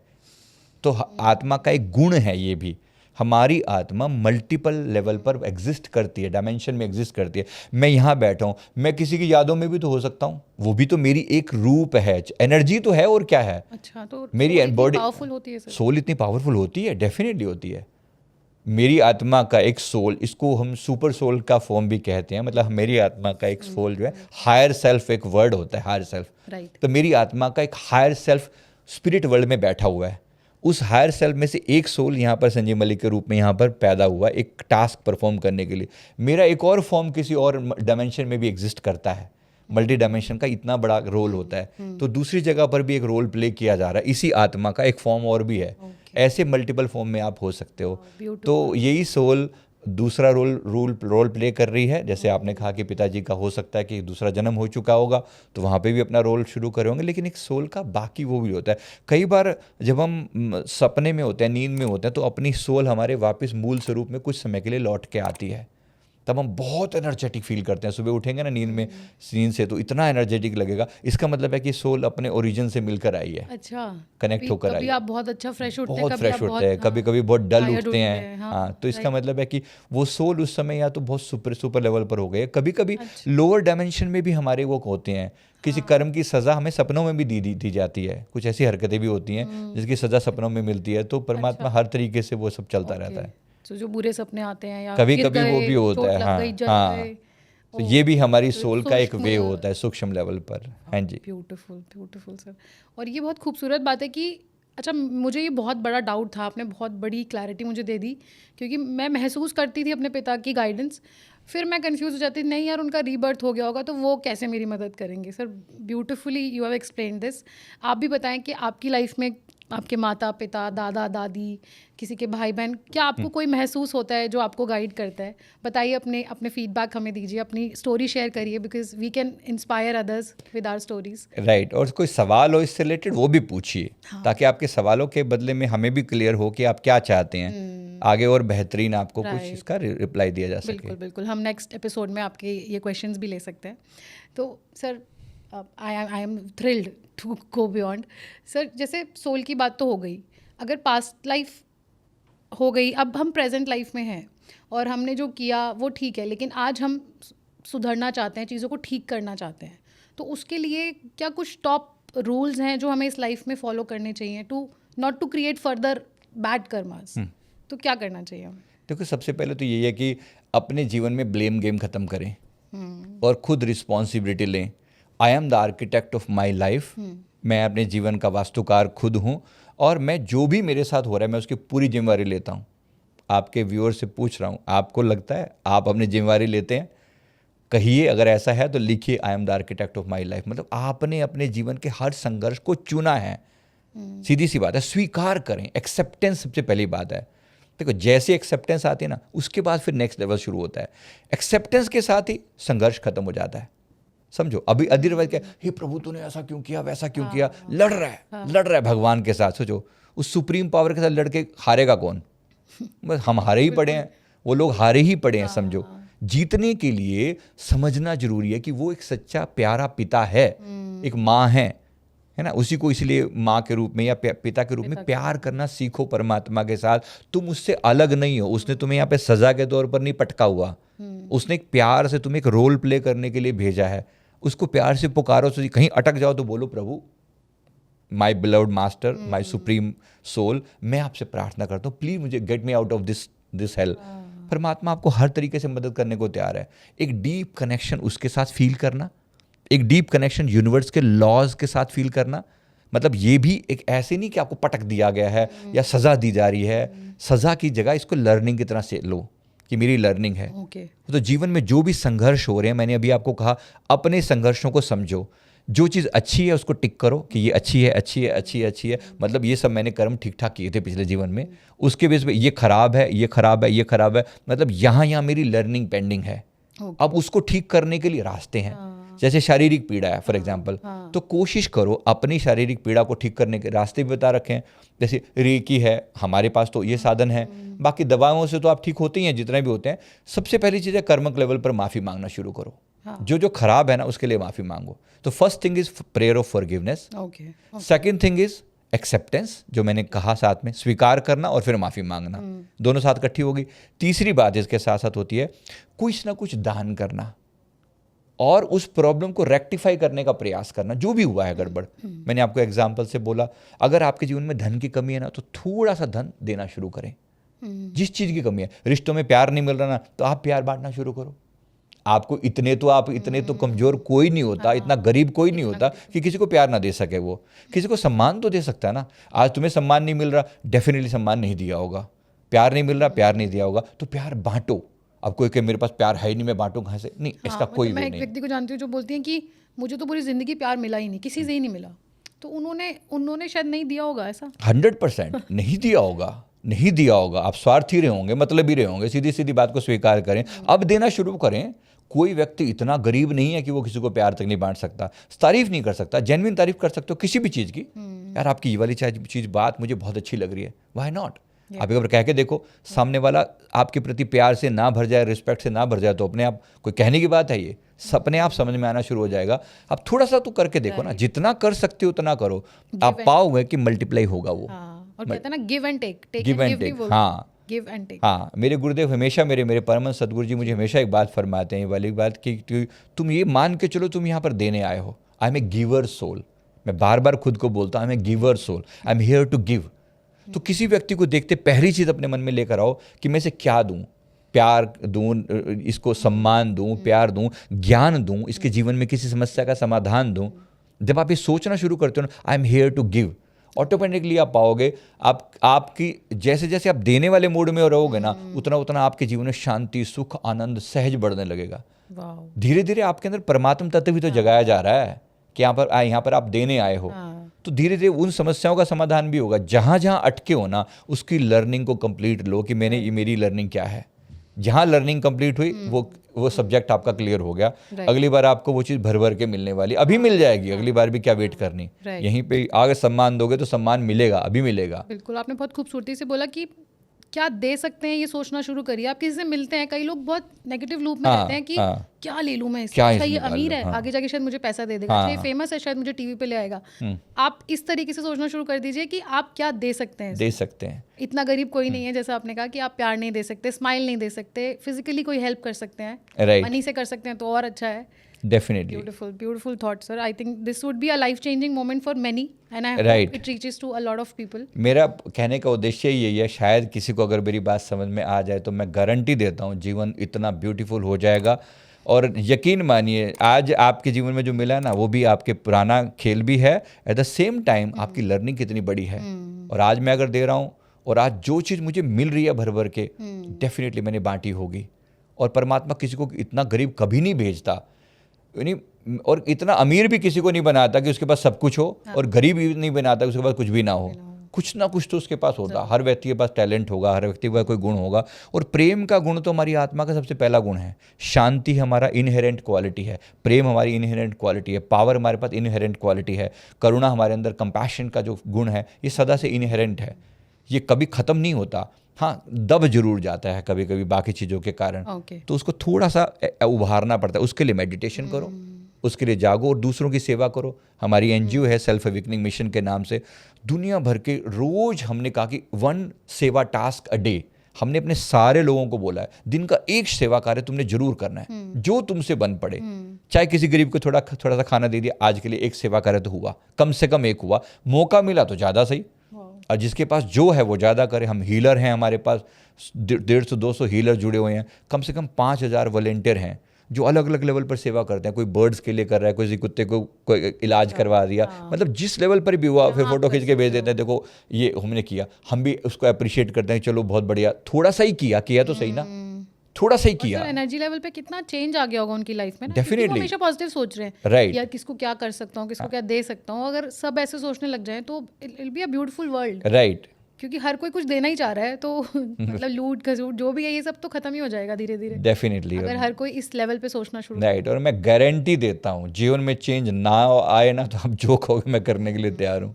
You should do that, right. और सर, जैसे आपने बताया कि जब हम इस तरह की बातें सोचते हैं और इस तरह के इंटेंशन रखते हैं तो हमारी एनर्जी चेंज होगी, हमारी ऑरा चेंज होगी शायद इसके साथ। तो थोड़ा सा ऑरा भी आपसे समझना चाहेंगे कि व्हाट इज़ एग्जैक्टली ऑरा होती क्या है। कई बार हम बोलते हैं ना, यार वो व्यक्ति दिखा, पता नहीं क्यों गुस्सा आ रहा था उसको देख के, या फिर उसको देख के मैं अनकंफर्टेबल हो गई, या मेरा कॉन्फिडेंस लो हो गया। So is it the aura that effects? Yes, यही ऑरा है। ऑरा का मतलब क्या है कि हमारा एक एनर्जी लेवल है ना, हम हैं तो एक एनर्जी बीइंग ना, ओवरऑल उस एनर्जी बीइंग का अपना एक ऑरा है, एक एनर्जी है। ऑरा इज एनर्जी, कि मेरी एनर्जी कैसी है। अब मुझे मेरी एनर्जी अगर पॉजिटिव है, सूदिंग है, कंफर्टेबल है, उसका अपना एक कलर है। उसका अपना एक कलर है। प्रत्येक के ऑरा का एक मुख्य कलर होता है। अच्छा, और बाकी कुछ सेकेंडरी कलर भी होते हैं अलग अलग। ओके, अब वो कलर जो है वो नॉर्मली चक्रों से इंस्पायर्ड होते हैं कि जो चक्र आपका सबसे डोमिनेटिंग चक्र होगा ना, उसके कोरिस्पोंडिंग आपका ऑरा लगभग वैसा हो जाएगा। मेरा ऑरा में जैसे ब्लू कलर बहुत है, जैसे फॉर एग्जांपल आपके ऑरा में ग्रीन कलर ज़्यादा है। अच्छा, ये you मैं can आपको feel हाँ ये दिखता है ऑरा। ओके, मतलब ये ऑरा ऐसे ही देख के भी ना, क्योंकि किसी ने बहुत प्रैक्टिस करी है इस चीज़ की। जो लोग भी थोड़ा करना चाहते हैं मैं वो भी बता देता हूँ तरीका, मैंने उस पर बड़ा डिटेल में बताया कि आप देख सकते हैं किसी का ऑरा भी, फील कर सकते हैं कि इसका ऑरा का मेन कलर क्या है। अकॉर्डिंगली उसका रोल भी समझ में आने लगता है। आप किसी व्यक्ति के बारे में बहुत विस्तार से जान सकते हैं कि इसकी एनर्जी कैसी है, कहाँ ये अच्छा है, कहाँ ये बुरा है, कहाँ ये खराब है। ये सीख सकते हैं और यस को यस महसूस करना, यस, देखना। ये कोई इनहेरेंट क्वालिटी ऐसी नहीं है कि कोई लेके पैदा हुआ है, ये सीखने लायक चीज़ें हैं और जरूर सीखी जानी चाहिए। इससे आप किसी व्यक्ति की एनर्जी को पूरा पढ़ सकते हैं। तो सर जैसे आपने कहा ग्रीन आपको महसूस हो रहा है मेरे साथ, तो what is the meaning of green का मतलब होता है एक हीलर सोल है वो आप। यानी कि इन जनरल आप किसी की पीड़ा नहीं देख सकते, आपको बहुत तकलीफ होती होगी, है ना। मुझे इस पे काम कर, मुझे लगता है कि ये क्यों होती है मुझे इतनी तकलीफ। नहीं ये अच्छा है, कम से कम उन लोगों से लाख गुना अच्छे हो आप जिनको तकलीफ नहीं होती, है ना। तकलीफ होना, अब तकलीफ होगी तो कभी ना कभी हम उनकी रिकवरी का भी सोचेंगे।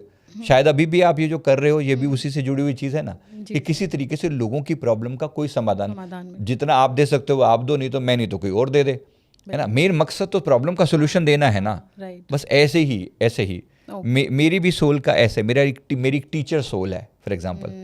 एक सोल का एक टाइप होता है, आर्च टाइप बोलते हैं इसको। तो एक सोल का एक टाइप है, एक टीचर सोल है, उसका एक भाव है, दिया जाए, ज्ञान बांटा जाए, प्यार बांटा जाए, लोगों को सीखने के। एक छोटी सी लर्निंग बिना आपके पूरे जीवन को टॉपल कर सकती है, मतलब नीचे से गिरावट की तरफ से पूरा चेंज कर सकती है। तो इस ज्ञान देने के लिए ही आना होता है कि चलो आए और कुछ अच्छा करके जाएं। नोबल काम आप कर रहे हैं, मतलब हर बंदे का अपना एक रोल है। हम में से कोई भी इतना गरीब नहीं है, इतना वो नहीं है कि हम ना दे सकें किसी को कुछ भी, है ना। तो ऐसा हर एक का है। तो ऑरा क्या है ओवरऑल? ऑरा इसी चीज का एक रिप्रेजेंटेशन है। ऑरा में और भी कलर होते हैं ना, डिफरेंट बेस्ड ऑन दैट। अब जो आपका चक्र है, जैसा आपका शरीर में जो चक्र होंगे ना, उन चक्रों के बेस पे आपका ऑरा मल्टीपल कलर से बनता है। एक मुख्य कलर और बाकी कुछ उसके साइड कलर्स ऐसे होते हैं। तो ये ऑरा, ये सब मिला के आपके ऑरा को डिफाइन करते हैं। जैसे किसी के ऑरा में वाइट कलर ज़्यादा है फॉर एग्जांपल, तो वो एक प्योर सोल है। ज़्यादातर उसमें प्योरिटी बहुत ज़्यादा है। जिसमें ग्रे टाइप ज़्यादा होगा, ग्रे, वो एक इम्प्योरिटी है उसके अंदर, सोल के अंदर। वो कितना नेगेटिव सोचता है, लोगों के बारे में सोचती है, तो वो ग्रे हो जाएगी उसकी सोल का जो कलर है ना। ऐसी जिसमें ऑरेंज कलर ज़्यादा होगा या ऑरेंज या रेड थोड़ा ज़्यादा होता है, तो ये जो होती हैं, ये जो सोल होती है, ये होती हैं ब्रेव सोल, जो इस टाइप के वॉरियर सोल बोलते हैं इनको। तो इनमें वॉरियर वाला एटीट्यूड ज़्यादा होगा, गुस्सा भी होगा, वो एग्रेशन भी होगा, निडरता भी होगी, वो उस टाइप की सोल्स होती हैं। ऐसे ही कुछ आर्टिस्टिक सोल्स होती हैं। तो आर्टिस्टिक सोल का जो ऑरा होगा ना, वो बेस्ड ऑन कि वो कौन सी आर्ट फॉलो करते हैं, डांसिंग है, सिंगिंग है, कुछ और है, तो बेस्ड ऑन दैट उनका ऑरा वैसा चेंज हो जाता है। तो उसके बेस पे उनका ये ऑरा डिफाइन होता है।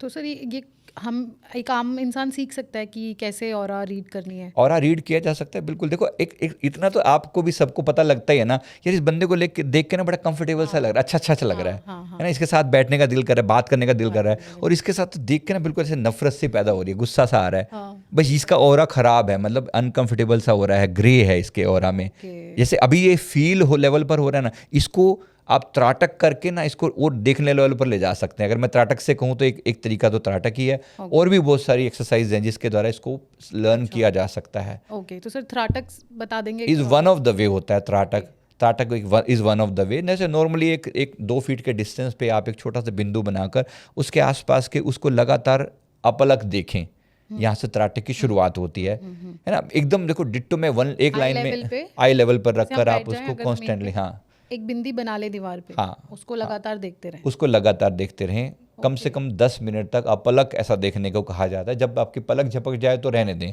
उसके बाद। तो ऐसा करके प्रैक्टिस की जाती है। धीरे धीरे करके आपको उस बिंदी के आसपास में छोटे छोटे कुछ और माइक्रो कलर भी दिखने शुरू हो जाते हैं, अदर देन कि जो उसका मेन कलर है, उसके अलावा भी आपको बहुत कुछ दिखना शुरू हो जाता है। और उसका खुद का कलर भी वो बदल जाता है, जो उसका ओरिजिनल कलर था वो भी आपको तो उसको फील करना धीरे धीरे करके आदत पड़ती है उसकी। टाइम लगता है, देखो इसमें 2 से 3 महीने का टाइम लगा के चलो। 3 महीने में आपको इतना, जब ये प्रैक्टिस हो जाए ना, फिर किसी भी व्यक्ति के आप देखने लगो, जैसे आप चेहरे की तरफ देखोगे ना, तो एक पॉइंट पर ध्यान दोगे, मतलब मैंने नोज़ पर ध्यान दिया और चेहरे का जो बाकी का ग्लो है ना वो फील होना शुरू हो जाता है कि इनका कैसा हो रहा है। तो ऐसे पूरी बॉडी का ऑरा एक एनर्जी के फॉर्म में दिखना शुरू हो जाता है। ओके। तो ऑरा पॉजिटिव होता है, ऑरा नेगेटिव होता है, ऑरा ग्रे हो सकता है, ऑरा डार्क हो सकता है। इसी के कारण ही पता चलता है कि कोई सोल डार्क सोल है, नेगेटिव सोल है। तो चेहरा कोई किसी का कैसा भी क्यों ना हो, अंदर क्या है वो आप ऑरा से पता लगा सकते हैं। Okay, lovely lovely. तो ऑरा को नॉर्मली वैसे लॉक रखने को हम बोलते हैं कि भाई ऑरा को है ना, कभी ये भी बात आती है। जी जी जी सर, यही जानना चाह रही थी कि मान लीजिए आप देख के तो अभी नहीं सीख रहे, लेकिन महसूस करने का आ जाता है, तो क्या कोई तरीके हम प्रोटेक्ट कर सकते हैं खुद को फ्रॉम एनी नेगेटिव ऑरा या नेगेटिव एनर्जीज? हाँ, ये हर एक व्यक्ति को पता होगा। अगर हम बात निकली है तो मैं पूरी कर देता हूँ। इसमें देखो, हर एक व्यक्ति के ऑरा में ना कुछ होल होते हैं। होल ऑरा अपने आप में एक प्रोटेक्शन शील्ड है। ये जितना हमारा शरीर दिख रहा है ना, हमारे बॉडी के लगभग 3 से 4 फीट के डिस्टेंस तक फैला होता है ये। अच्छा। ऐसे 3 से 4 फीट तक फैला होता है। और ये ऐसे एक शील्ड की तरह से होता है चारों तरफ, मतलब केवल आगे पीछे ऊपर नीचे ऐसा पूरा जैसे एक बड़ी सी बॉल है, बॉल के भीतर आपको बिठाया हुआ है, एकदम सेफ करके परमात्मा ने बिठाया हुआ है ऐसे करके। आम लोगों का जो ओरा होता है 3 से 4 फीट का होता है। जो लोग मेडिटेशन करते हैं ना, इनका ओरा एक्सपेंड होता है, फैलने लगता है। किसी किसी का ओरा 10 फीट का, 12, 15 फीट का, 20, 25, 30, 40 फीट तक। जितना आपका ओरा फैला है ना, इतना आपका प्रभाव है दुनिया में। यानी ये व्यक्ति अगर यहाँ खड़ा है ना, 100 फीट दूर तक लोग इसके कारण पॉजिटिविटी फील कर पाएंगे। सर, मुझे इससे एक चीज़ याद आ रही है, आई वुड शेयर। हमारे प्रधानमंत्री श्री नरेंद्र मोदी, मुझे तो मौका नहीं मिला मिलने का, पर मेरी दूसरी जर्नलिस्ट फ्रेंड मिली थी एक बार, तो उन्होंने बोला कि वो सामने से आ रहे थे प्रियंका, तो ऐसा लगा जैसे बल्ब जल गया हो। तो is it? Yes, this is aura. और इनका ओरा बहुत बहुत पावरफुल ओरा है। कोई अगर इसको मेरे पॉलिटिकल मोटिव में ना रखे तो मैं बताना चाहता हूँ, मतलब मोदी जी का ओरा जितना मैंने फील किया, it extends to many kilometers. या she said it's like bulb bomb करके, मतलब शी कैन। ये कोई छोटी बात नहीं है, ये कोई छोटी बात नहीं है। कंपैरिजन अगर मैं करूँ ना, भगवान बुद्ध का जो ओरा है, भगवान बुद्ध का, मैंने एक बार एंजल से जस्ट क्वेश्चन किया था। ऐसी हस्तियां जब आती हैं, इनका ओरा 500 किलोमीटर तक फैला होता है। मैं एग्जाम्पल के लिए बताऊं, 500 किलोमीटर पे भी अगर वो बैठे हैं ना, तो यहाँ बैठ के भी 500 किलोमीटर की रेंज में अनेक लोगों को पॉजिटिव एनर्जी फील होगी कि कोई पॉजिटिव सोल मेरे आसपास में है। उनकी प्रेजेंस के कारण अनेक चीज़ें अच्छी होनी, शुभ होनी शुरू हो जाएंगी। ये उनके ओरा का प्रभाव है। हर एक व्यक्ति को अपने ओरा पर काम करना चाहिए। इनका ओरा भी कई किलोमीटर में एक्सटेंड करता है। और हम भी ऐसा कर सकते हैं डेफिनेटली अपनी लाइफ में। डेफिनेटली जो व्यक्ति भी मेडिटेशन करेगा, जो एक गिवर सोल होगा ना, कंपैशनेट होगा, लविंग होगा ना, उसका ओरा फैलने लगेगा। जब वो व्यक्ति डरा हुआ होता है ना, ओरा सिकुड़ने लगता है। हम अपने उस पर आते, जब हीलिंग करते हैं, हमारे पास लोग आते हैं, किसी किसी का ओरा 1 फीट तक भी सिमट जाता है। इतना सा ओरा रह गया, मतलब डरे हुए हैं वो लोग। देख के ऐसा लगता है कि भाई ये एनर्जी को सक करेगा। इस व्यक्ति आपके पास बैठेगा ना, तो आपको लगेगा जैसे आपकी एनर्जी को सक कर रहा है ये। तो ये नेगेटिव हो जाता है। ऐसा कुछ का ओरा जब आपका एक्सपेंडेड ओरा होता है, फैला हुआ ओरा होता है, तो उसकी प्रेजेंस में आपको बड़ी खुशी से फील होगी कि और लगता है थोड़ा सा और बात कर लो, कुछ सोल्यूशन मिल जाएगा, कुछ ज्ञान मिल जाएगा। ये बेस्ड ऑन दैट ये आपका ओरा होता है ऐसे। अच्छा सर, लॉक करने के तरीके? लॉक करने का जो तरीका होता है, बेसिकली लॉक का मतलब क्या होता है कि इन जनरल आप अपने ओरा को दूसरों को दिखाना नहीं चाहते। जैसे आप अपना पैसा ऑब्वियसली आप अनाउंस थोड़ी करते रहते हो, मैं इतना पैसा है।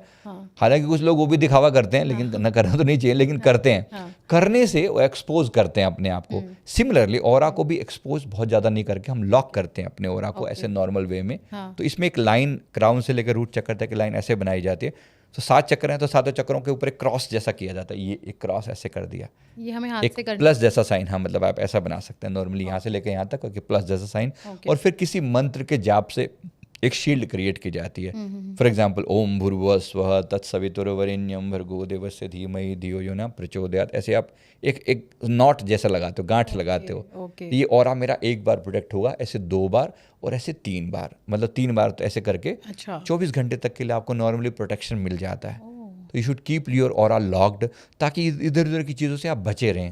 आप ऑरा लॉक करना शुरू करेंगे तो आप पाएंगे कि नॉर्मली जैसे थोड़ी सी देर पे आप एग्जॉस्ट हो जाते थे, एकदम से लगता था कि बस खत्म, ऐसा नहीं होगा। अब आप एक डिफरेंट लेवल पर फील करना शुरू करेंगे चीज़ों को। राइट। तो सर मैं एक बार प्रैक्टिकली फिर से पूछना चाहूँगी कि हम खड़े हैं या बैठे हैं, हमने ऊपर से नीचे एक लाइन खींची, चक्रास पे महसूस किया, एक लेफ्ट टू राइट शोल्डर के ऊपर ऐसे करके, और उसके बाद हम आगे से घुमा हाँ, और फिर उसके बाद ऐसे घुमा के आपने 3 बार ऐसे रोटेट किया, राइट साइड से घुमाया ऐसे करके, आप एक लॉक कर रहे हो ऐसे करके, और मन में एक भाव कि भाई मैं प्रोटेक्टेड रहूं।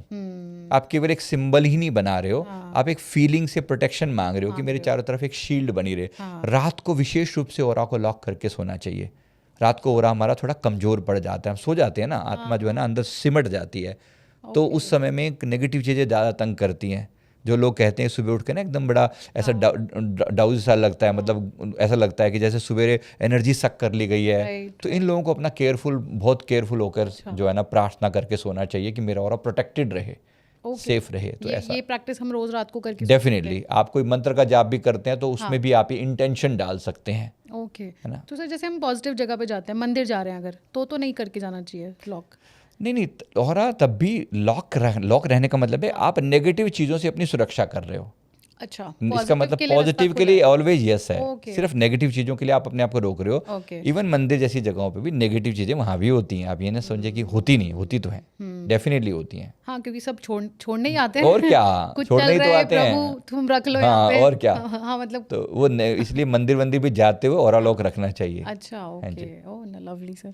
ठीक है सर, जैसे आपने स्लीप की बात की और आपकी मैंने कुछ वीडियोस भी देखी थी, आप बहुत ब्यूटीफुली ये बात कहते हैं कि सोते सोते आप अपनी लाइफ को चेंज कर सकते हैं आपकी लाइफ में, क्योंकि हम लोग अपनी लाइफ का बहुत बड़ा भाग सोते हुए गुजारते हैं। तो क्या कुछ तरीके हैं जो हम सोते हुए प्रैक्टिस करें, सोने से पहले प्रैक्टिस करें, so that we can have abundance, चाहे वो मनी हो, करियर हो, रिलेशनशिप हो? राइट, देखो मैनिफेस्टेशन करने का, चीज़ों को परमात्मा से मांगने का एक बेहतरीन तरीका होता है उस चीज़ को अपने सबकॉन्शियस माइंड तक पहुंचाया जाए, अवचेतन मन तक पहुंचाया जाए। अवचेतन मन का जो द्वार है वो नींद के पहले की जो एक स्थिति है ना, तो जागने और सोने के बीच की इस स्टेज को हिप्नोगोगिक स्टेज कहा जाता है, या फिर उसको अल्फा बोल देते हैं नॉर्मल भाषा में, एक अल्फा स्टेज। अल्फा स्टेज का मतलब है कि आप ना तो पूरे जागे हुए हो और ना पूरी तरह सो गए हो, एक आधी नींद जैसी अवस्था है ना, एक आधी नींद जैसी अवस्था कि हाँ बस ऊँघने जैसी अवस्था कि बस आधा सो रहे हैं जाग रहे हैं, ये अवस्था जो है ना, इसको ये अल्फा स्टेज बोलते हैं। इस अवस्था में आपका सबकॉन्शियस माइंड, अवचेतन मन बिल्कुल ओपन होता है। जब आप ऐसा सोने जाएं तो आप उस समय में कोई भी ऐसा पावरफुल अफर्मेशन आप अपने आप को अवश्य दें जो आप चाहते हैं, है ना। मैंने एक नाइट अफर्मेशन करके पूरा ऑडियो बना के डाला, कोई सुनना चाहे तो हमारे चैनल संजीव मलिक में वो वीडियो डाल, हाँ, संजीव मलिक लाइफ कोच पर है। अगर वैसे सुनना चाहते हैं, अगर खुद से करना हो तो खुद से करने के लिए आप अपने लिए अफर्मेशन तैयार करें। मान लो मैं अपनी कोई आदत चेंज करना चाहता हूँ कि मुझे अपने अंदर आलस्य समाप्त करना है, तो कहेंगे कि मैं बहुत एनर्जेटिक फील करूंगा, जब मैं उठूंगा तो मैं बहुत एनर्जेटिक फील करूंगा, मेरे पास धन बढ़ता जा रहा है, मेरा स्वास्थ्य बहुत बेटर हो रहा है।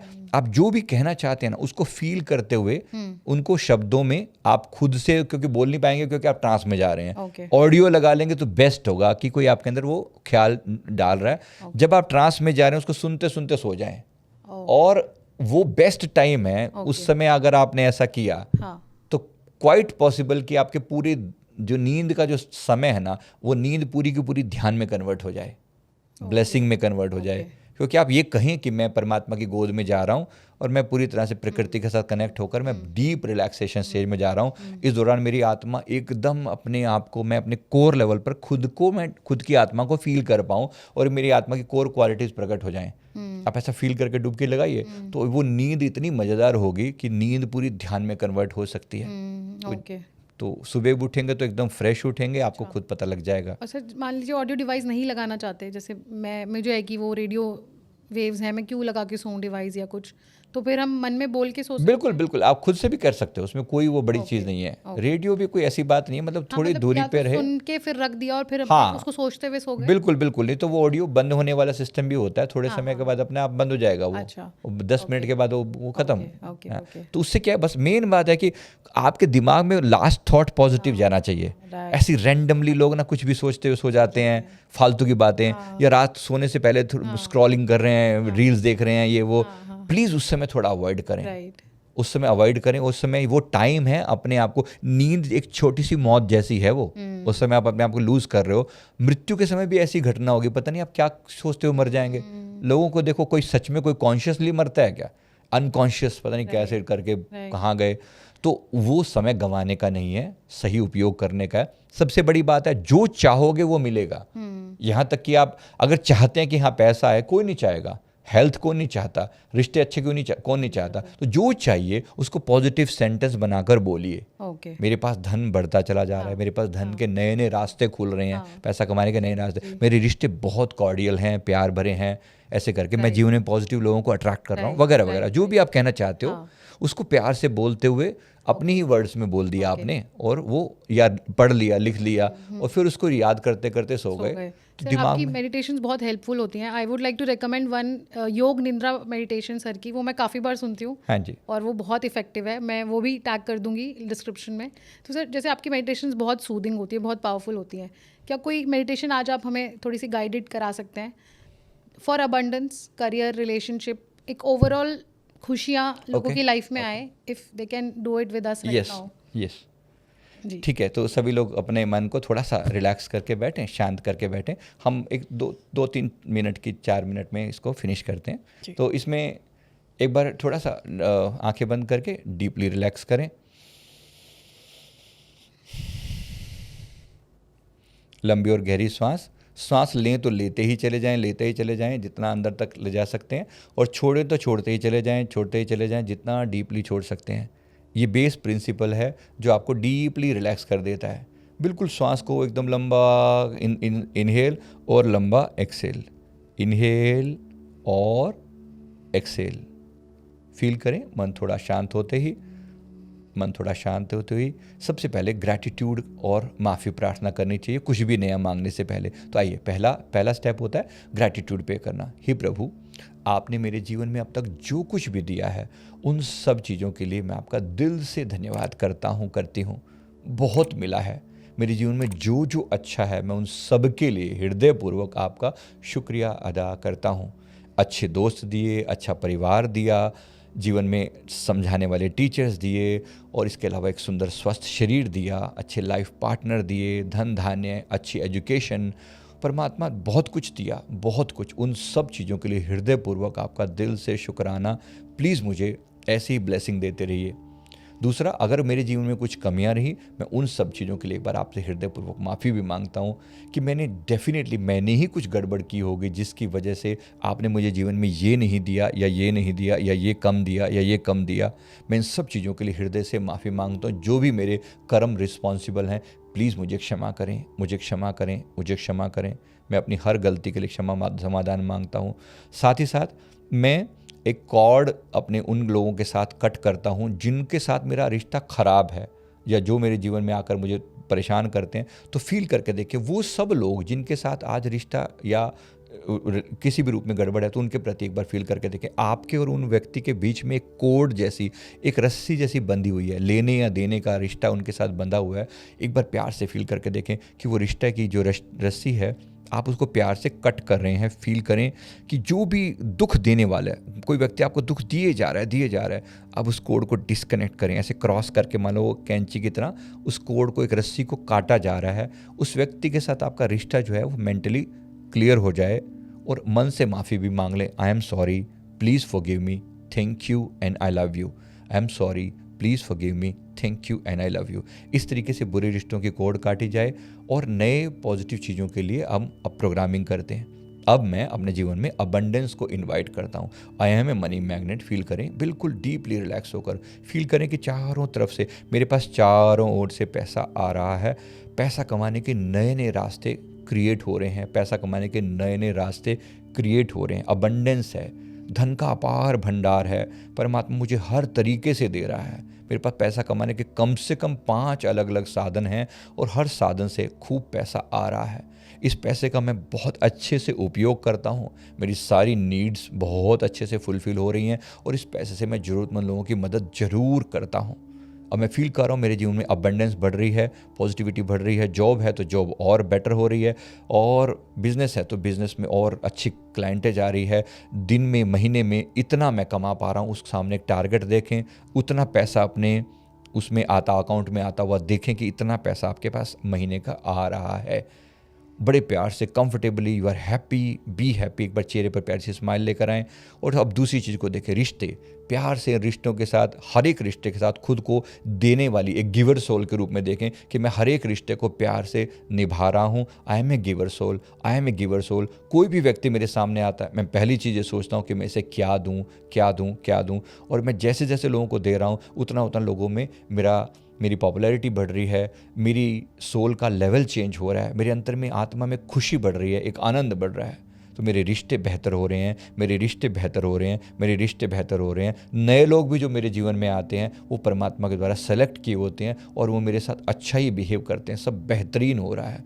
इसके साथ साथ कोई शारीरिक और मानसिक बीमारी है तो वो दूर हो रही है। हे प्रभु कृपा करें, मैं फील कर पा रहा हूँ कि मेरे अंदर से मेरी शारीरिक बीमारियाँ नेगेटिविटी के रूप में, एक काले धुएं के रूप में मेरे अंदर से निकल रही हैं। मेरे चक्रों से सारी बीमारियां निकल रही हैं। प्रत्येक चक्र बिल्कुल जो डार्कनेस में था वो क्लीन होता जा रहा है। मेरी सारी बीमारियां दूर हो रही हैं। मैं एक स्वस्थ हूँ। मेरा शरीर स्वस्थ और सुंदर है। मेरा शरीर स्वस्थ और सुंदर है। मेरा शरीर स्वस्थ और सुंदर है। मेरी पर्सनैलिटी में लगातार निखार आ रहा है। मेरी पर्सनैलिटी में लगातार निखार आ रहा है। मेरा शरीर स्वस्थ और सुंदर है। और अब धीरे धीरे फील करके देखें, अपने आप को एक ब्राइट चेहरा अपना देखें, फील करें आपका चेहरा एकदम चमक रहा है। आपका ऑरा एक्सपेंड हो रहा है, फैल रहा है।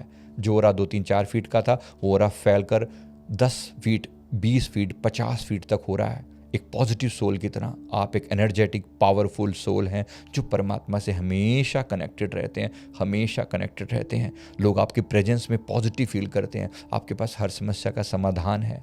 आप एक गिवर सोल हैं, आप एक हीलर सोल हैं, आप एक गिवर सोल हैं, आप एक टीचर सोल हैं। सबकी आत्मा को आप देने पर विश्वास रखते हैं। आनंद लोगों को आपके बात करने पर मिलता है। ये आप फील कर पाएँ। इसी प्रकार से सारी चीज़ों में अपने आप को, आप अपने जीवन के लक्ष्य को डे टू डे कंप्लीट कर रहे हैं और हर दिन आपका जो लाइफ गोल है वो आपके नज़दीक आ रहा है।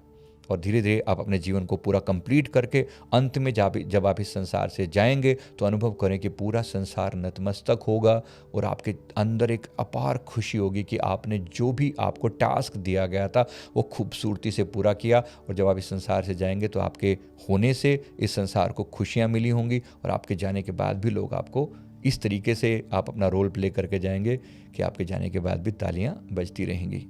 ऐसा फील करके देखें। एक ब्राइट, पावरफुल, सुपर सॉलिड जीवन आप जीकर जा रहे हैं, आनंदमय जीवन जीकर जा रहे हैं जो आपके जीवन में और सबके जीवन में खुशियां लेकर आ रहा है। Thank you very much. इन सारी चीज़ों के लिए एक बार धन्यवाद देते हुए अपना शुक्रिया अदा करें और वापस से ध्यान अपने शरीर में वापस ले आएँ। बड़े प्यार से 1 वापस पूरे दोनों पैरों को हिलाएं, 2 दोनों हाथों को, और 3 दोनों हाथों को रब करके अपनी आंखों पे लगा लें और धीरे धीरे आंखें खोल लें, नॉर्मल हो जाएं।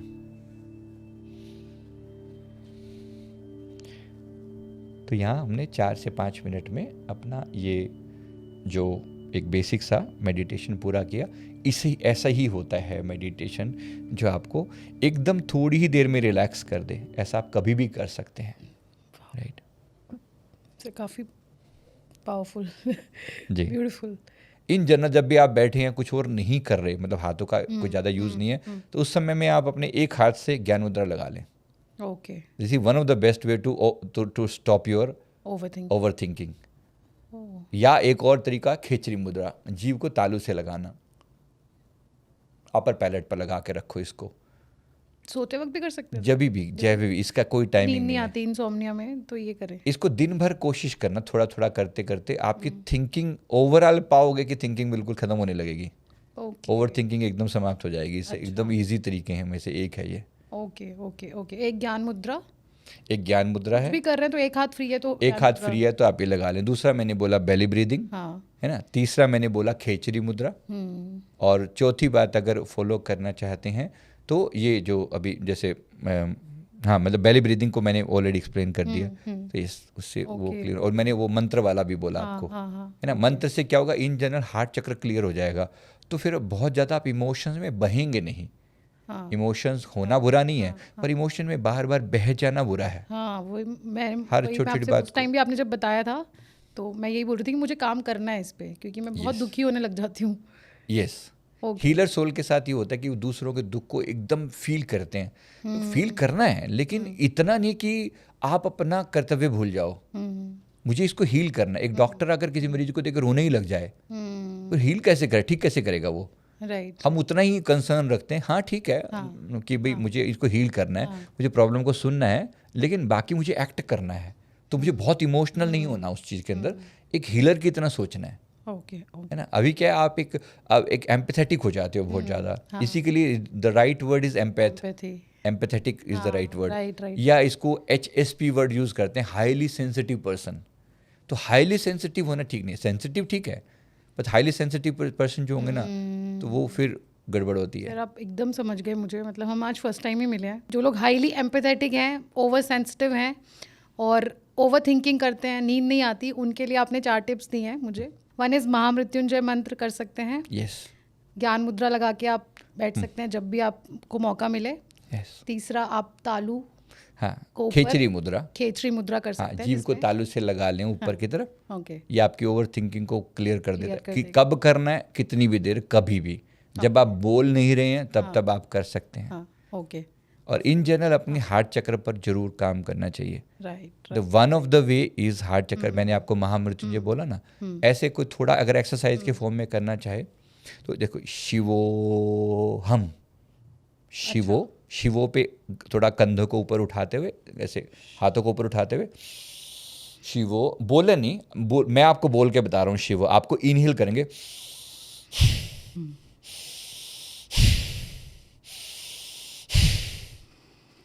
जब भी इसमें सांस ले रहे हैं तो एकदम एक्सपेंड कर रहे हैं, जितना इसमें चेस्ट में भर सकते हैं उतना ज़्यादा। ओके। ये बहुत डीप लेवल पर रिलैक्स कर देगा। इससे हार्ट की डिजीज़ नहीं होंगी।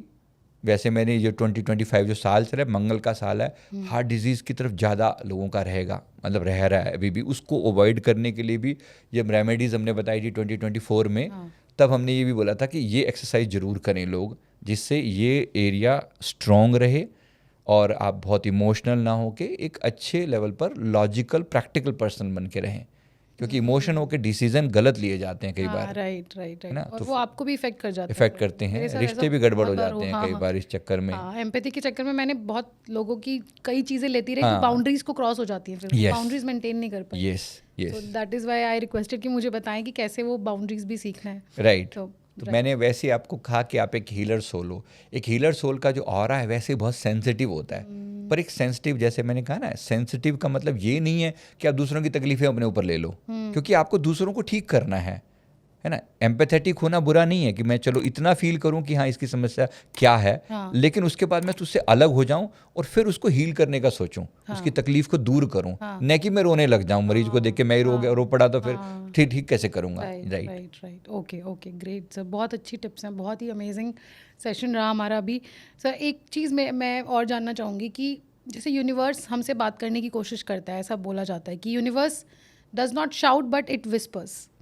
तो क्या वो विस्पर्स होते हैं, क्या वो साइंस होते हैं जो जिससे यूनिवर्स हमें कुछ दिखाना चाह रहा है, कुछ बताना चाह रहा है? जीवन में आने वाली हर छोटी बड़ी घटना वैसे तो यूनिवर्स के द्वारा इंस्पायर्ड होती है। कोई व्यक्ति अगर सेंसिटिव है ना, तो वो हर चीज़ में उसकी कृपा को फील कर सकता है। हर चीज़ में कोई छोटी से छोटी भी हेल्प मिलती है ना, ग्रैटिट्यूड पे करना आपको तुरंत उससे कनेक्ट कर देता है। छोटी से छोटी चीज़ भी आ रही है ना, तो उसको इग्नोर ना करे। पहली बात तो हर चीज़ एक साइन है। नहीं, कोई किसी चीज़ के लिए आपने मन में आंसर सोचा, मान लो कि ये करना चाहिए कि नहीं करना चाहिए, और वहाँ से किसी पक्षी के चहचहाने की आवाज़ आती है, मतलब यस है, ओके, है ना। ये छोटे छोटे साइन होते हैं। इसको आप कह सकते हो एंजेलिक साइन कह सकते हो, इसी को आप कह सकते हो कि परमात्मा की आवाज़ कह सकते हो, यूनिवर्स आपसे बात कर रहा है। कभी कभी नंबर्स के फॉर्म में भी ये साइन दिखते हैं। तो जैसे कोई नंबर है, रिपीटेड नंबर दिख रहा है, तो this is one of the वे। जरूरी नहीं कि केवल नंबर ही हो, बट अन्य तरीकों से भी होता है। मैंने आपको बताया अभी कि कोई भी ऐसा छोटे से छोटा साइन, आप किसी चीज़ का आंसर ढूंढ रहे थे, अभी आपको जैसे मान लो कोई किसी चीज़ के आपने मन में कोई आया कि करें या ना करें, और फिर एकदम से किसी व्यक्ति का कोई वो मान लो कोई आपको व्हाट्सएप पे मैसेज भेज जाता है और उसमें लिखा हुआ है कि ये काम इस चीज़ ऐसा करते हो, ये गलती कभी ना करें। मतलब आपको एक नेगेटिव लाइन सुनाई दी, मन में था सवाल कुछ और, दिखा कुछ और, लेकिन इसका मतलब है नो है इस चीज़ के लिए। है ना, ऐसा आंसर होता है। तो थोड़ा सेंसिटिव रहें, ये जानते हुए कि परमात्मा हर तरह से आपसे बात कर रहा है। एक दिक्कत कॉन्शियस होना कि हर तरीके से वो बात कर रहा है, कुछ भी अचानक नहीं घटित हो रहा। इस बात को अपने दिमाग में अच्छे से बिठा लें। मेरे परमहंस सदगुरु जी ने मुझे फरमाया था कि हर चीज़ में वो आपसे बात कर रहा है, आपको बार बार इशारे किए जाते हैं, है ना। आप ओपन रहें अपने माइंड को, और हर तरीके से यूनिवर्स बात करते हैं। ऐसा ही एक इशारा होता है नंबर के फॉर्म में, रिपीटेड नंबर के फॉर्म में। कहीं पर कोई नंबर रिपीट होता हुआ दिख रहा है, एंजल नंबर्स बोलते हैं इसको आप एंजेलिक नंबर भी कह देते हो, है ना। तो वो कोई नंबर आपको रिपीटेडली दिख रहा है कहीं पर भी, आपने कहीं पर भी घड़ी में नज़र डाली 11:11, ये अचानक नहीं आया, है ना। कहीं पर भी नंबर, किसी का फ़ोन आया, आप किसी चीज़ के बारे में सोच रहे हो, ये काम करें ना करें, ऐसा मन में चल रहा है, किसी का फ़ोन आता है, उसके नंबर में 11:11 आपको दिख रहा है, या 333 दिख रहा है ना, ट्रिपल यानी 1 3 बार रिपीट हो रहा है, या 777 777 रिपीट हो रहा है। हाँ, इसका मतलब 4 नंबर जब एक साथ दिखते हैं, हाँ, तो वो पैटर्न हो जाता है। जब भी आप 2 से ज़्यादा बार रेपिटेशन होता है, 3 या 4 या 5 बार, उतना समझो कि वो एंजेलिक नंबर है, यानी एक साइन है। अब इन साइन का मीनिंग भी बता देता हूँ। नंबर 1 का जो अर्थ होता है, नंबर 1 का मतलब है कि टाइम टू मैनिफेस्ट, यानी कोई चीज़ आपने कभी सोची थी, कोई काम मन में अधूरा सा चल रहा था, करूँ ना करूँ वाले मोड में थे, 1 दिखने का मतलब है गो हेड, टाइम टू मैनिफेस्ट, इसे यस, टाइम टू मैनिफेस्ट। कोई चीज़ आपने कभी पहले डिमांड करती है, प्रभु काश मेरे पास अपना घर होता, और एक सर्टेन टाइम पे आपको फिर 111 दिखना शुरू हो जाता है। तो परमात्मा आपको याद दिला रहा है कि तूने जो उस समय मांग की थी ना, अब वो टाइम आ चुका है, अब घर ले ले, अब ले ले। तो कौन सी डिमांड तुम्हारे दिमाग में अटकी पड़ी थी, तो वो 1 बताता है। 2 ये बताता है कि जो भी काम आप अभी कर रहे हो ना, मन में डाउट मत लाओ और गो हेड। 2 मतलब ये मन में कभी कभी आता नहीं, यार ठीक है कि नहीं है, यार काम तो कर लिया, करना ठीक ना, तो वो इसका मतलब है 2 एंड गो हेड। सिंपली जो चल रहा है उसी को करते रहो, जो कर रहे हो ठीक कर रहे हो, कीप ऑन गोइंग। 3 जो है वो एक इंडिकेशन होता है, जैसे मतलब कि ऐसे तुमने कोई बात परमात्मा को की, हे प्रभु ऐसा कर देना, ऐसा कर देना, फिर कभी विश्वास भी नहीं आता, पता नहीं मेरी बात सुनी है कि नहीं सुनी। अब फिर उसको पूरा करने के लिए परमात्मा आपको 333 दिखाता है। 3 का मतलब है कि मैंने तुम्हारी बात सुन ली है, now wait, received, message is received, now wait for the right time. जब राइट टाइम आएगा तब तुम्हें 1 करके दिखा देंगे, है ना। तो ये उसके साथ कनेक्ट हो जाता है, है ना, ऐसे करके। 4 नंबर, 4 नंबर जो दिखता है ना, 4 नंबर बताता है कि तुम्हारे जीवन में हो सकता है कोई डिफिकल्ट टाइम चल रहा है, है ना, ऐसा बताया जा रहा है। आप किसी बात को लेकर टेंशन में हो, परेशान हो, तो 444 दिख रहा है, 4:44 हुए, तो परमात्मा ऐसा कह रहा है जैसे तुम्हारे से कि तुम्हारे जीवन में शायद डिफिकल्ट टाइम चल रहा है, लेकिन चिंता मत करो, मैं तुम्हारे साथ हूँ, ये this time will be over soon. ये ऐसा इंडिकेशन होता है। ऐसे नंबर 5 है। 5 जो है वो ड्रास्टिक चेंज को दिखाता है, बड़ा चेंज होने वाला है, या हो रहा है, या बहुत बड़ा चेंज होने वाला है। अब होने वाले चेंज में कुछ भी हो सकता है। थोड़ा सा ये नंबर अवेकनिंग वाला नंबर है, वार्निंग वाला नंबर है। कोई बड़ा चेंज आ सकता है, मतलब हो सकता है रिश्ते बड़े लेवल पर चेंज हो जाएं, फिनेंशियली कुछ दिक्कत आ जाए, या कुछ और कोई बड़ा नंबर बार बार 5:55 ही आपको एक ड्रास्टिक चेंज, लेकिन एक एश्योरेंस है कि मैं तुम्हारे साथ हूँ। मतलब परमात्मा आपको बार बार, एंजल आपको बार बार कह रहे हैं, चिंता मत करना, जो होगा अंत में भला होगा, अंत में कल्याणकारी होगा। तो डराने की बात बिल्कुल भी नहीं कह रहा, बिल्कुल भी नहीं। कोई चेंज हो सकता है, इंटेंस चेंज हो सकता है, बड़ा चेंज हो सकता है, लेकिन जो होगा लास्ट में भला होगा, है ना। जो उसके बाद ऐसा नंबर है 666। 666 का मतलब ये होता है कि जो भी आपके जीवन का जो अब टाइम है ना, ख़त्म होने वाला है, डिफ़िकल्ट टाइम जो है ना वो ओवर होने वाला है। जो कर रहे हो ज़्यादा चिंता मत करो, बस अब थोड़ा ही बचा है। ये इंडिकेशन होता है। तो एक कंफर्मेशन है कि भाई कोई मतलब ज़्यादा लंबा टाइम नहीं, चलते चलो बस, हाँ ठीक हो, तो ज़्यादा टाइम नहीं, जो तुम्हारी डिफिकल्टी का टाइम बस अब खत्म ही है, हो गया, हार मत मानना, हार मत मानना। 7 बता रहा है कि स्पिरिचुअलिटी को आपके जीवन में जरूर जोड़ो, it's a time to be spiritual. तो 777 नंबर स्पिरिचुअलिटी का नंबर है, यानी कि जो भी चीज़ करो उसमें अब स्पिरिचुअलिटी को जोड़ो, turn towards spirituality. This is your way, meditation करो, जाप करो, तप करो, जो भी कर सकते हो, जितना लोगों के वो कर सकते हो वो हेल्प वो करो। ये नंबर 7 का मतलब है।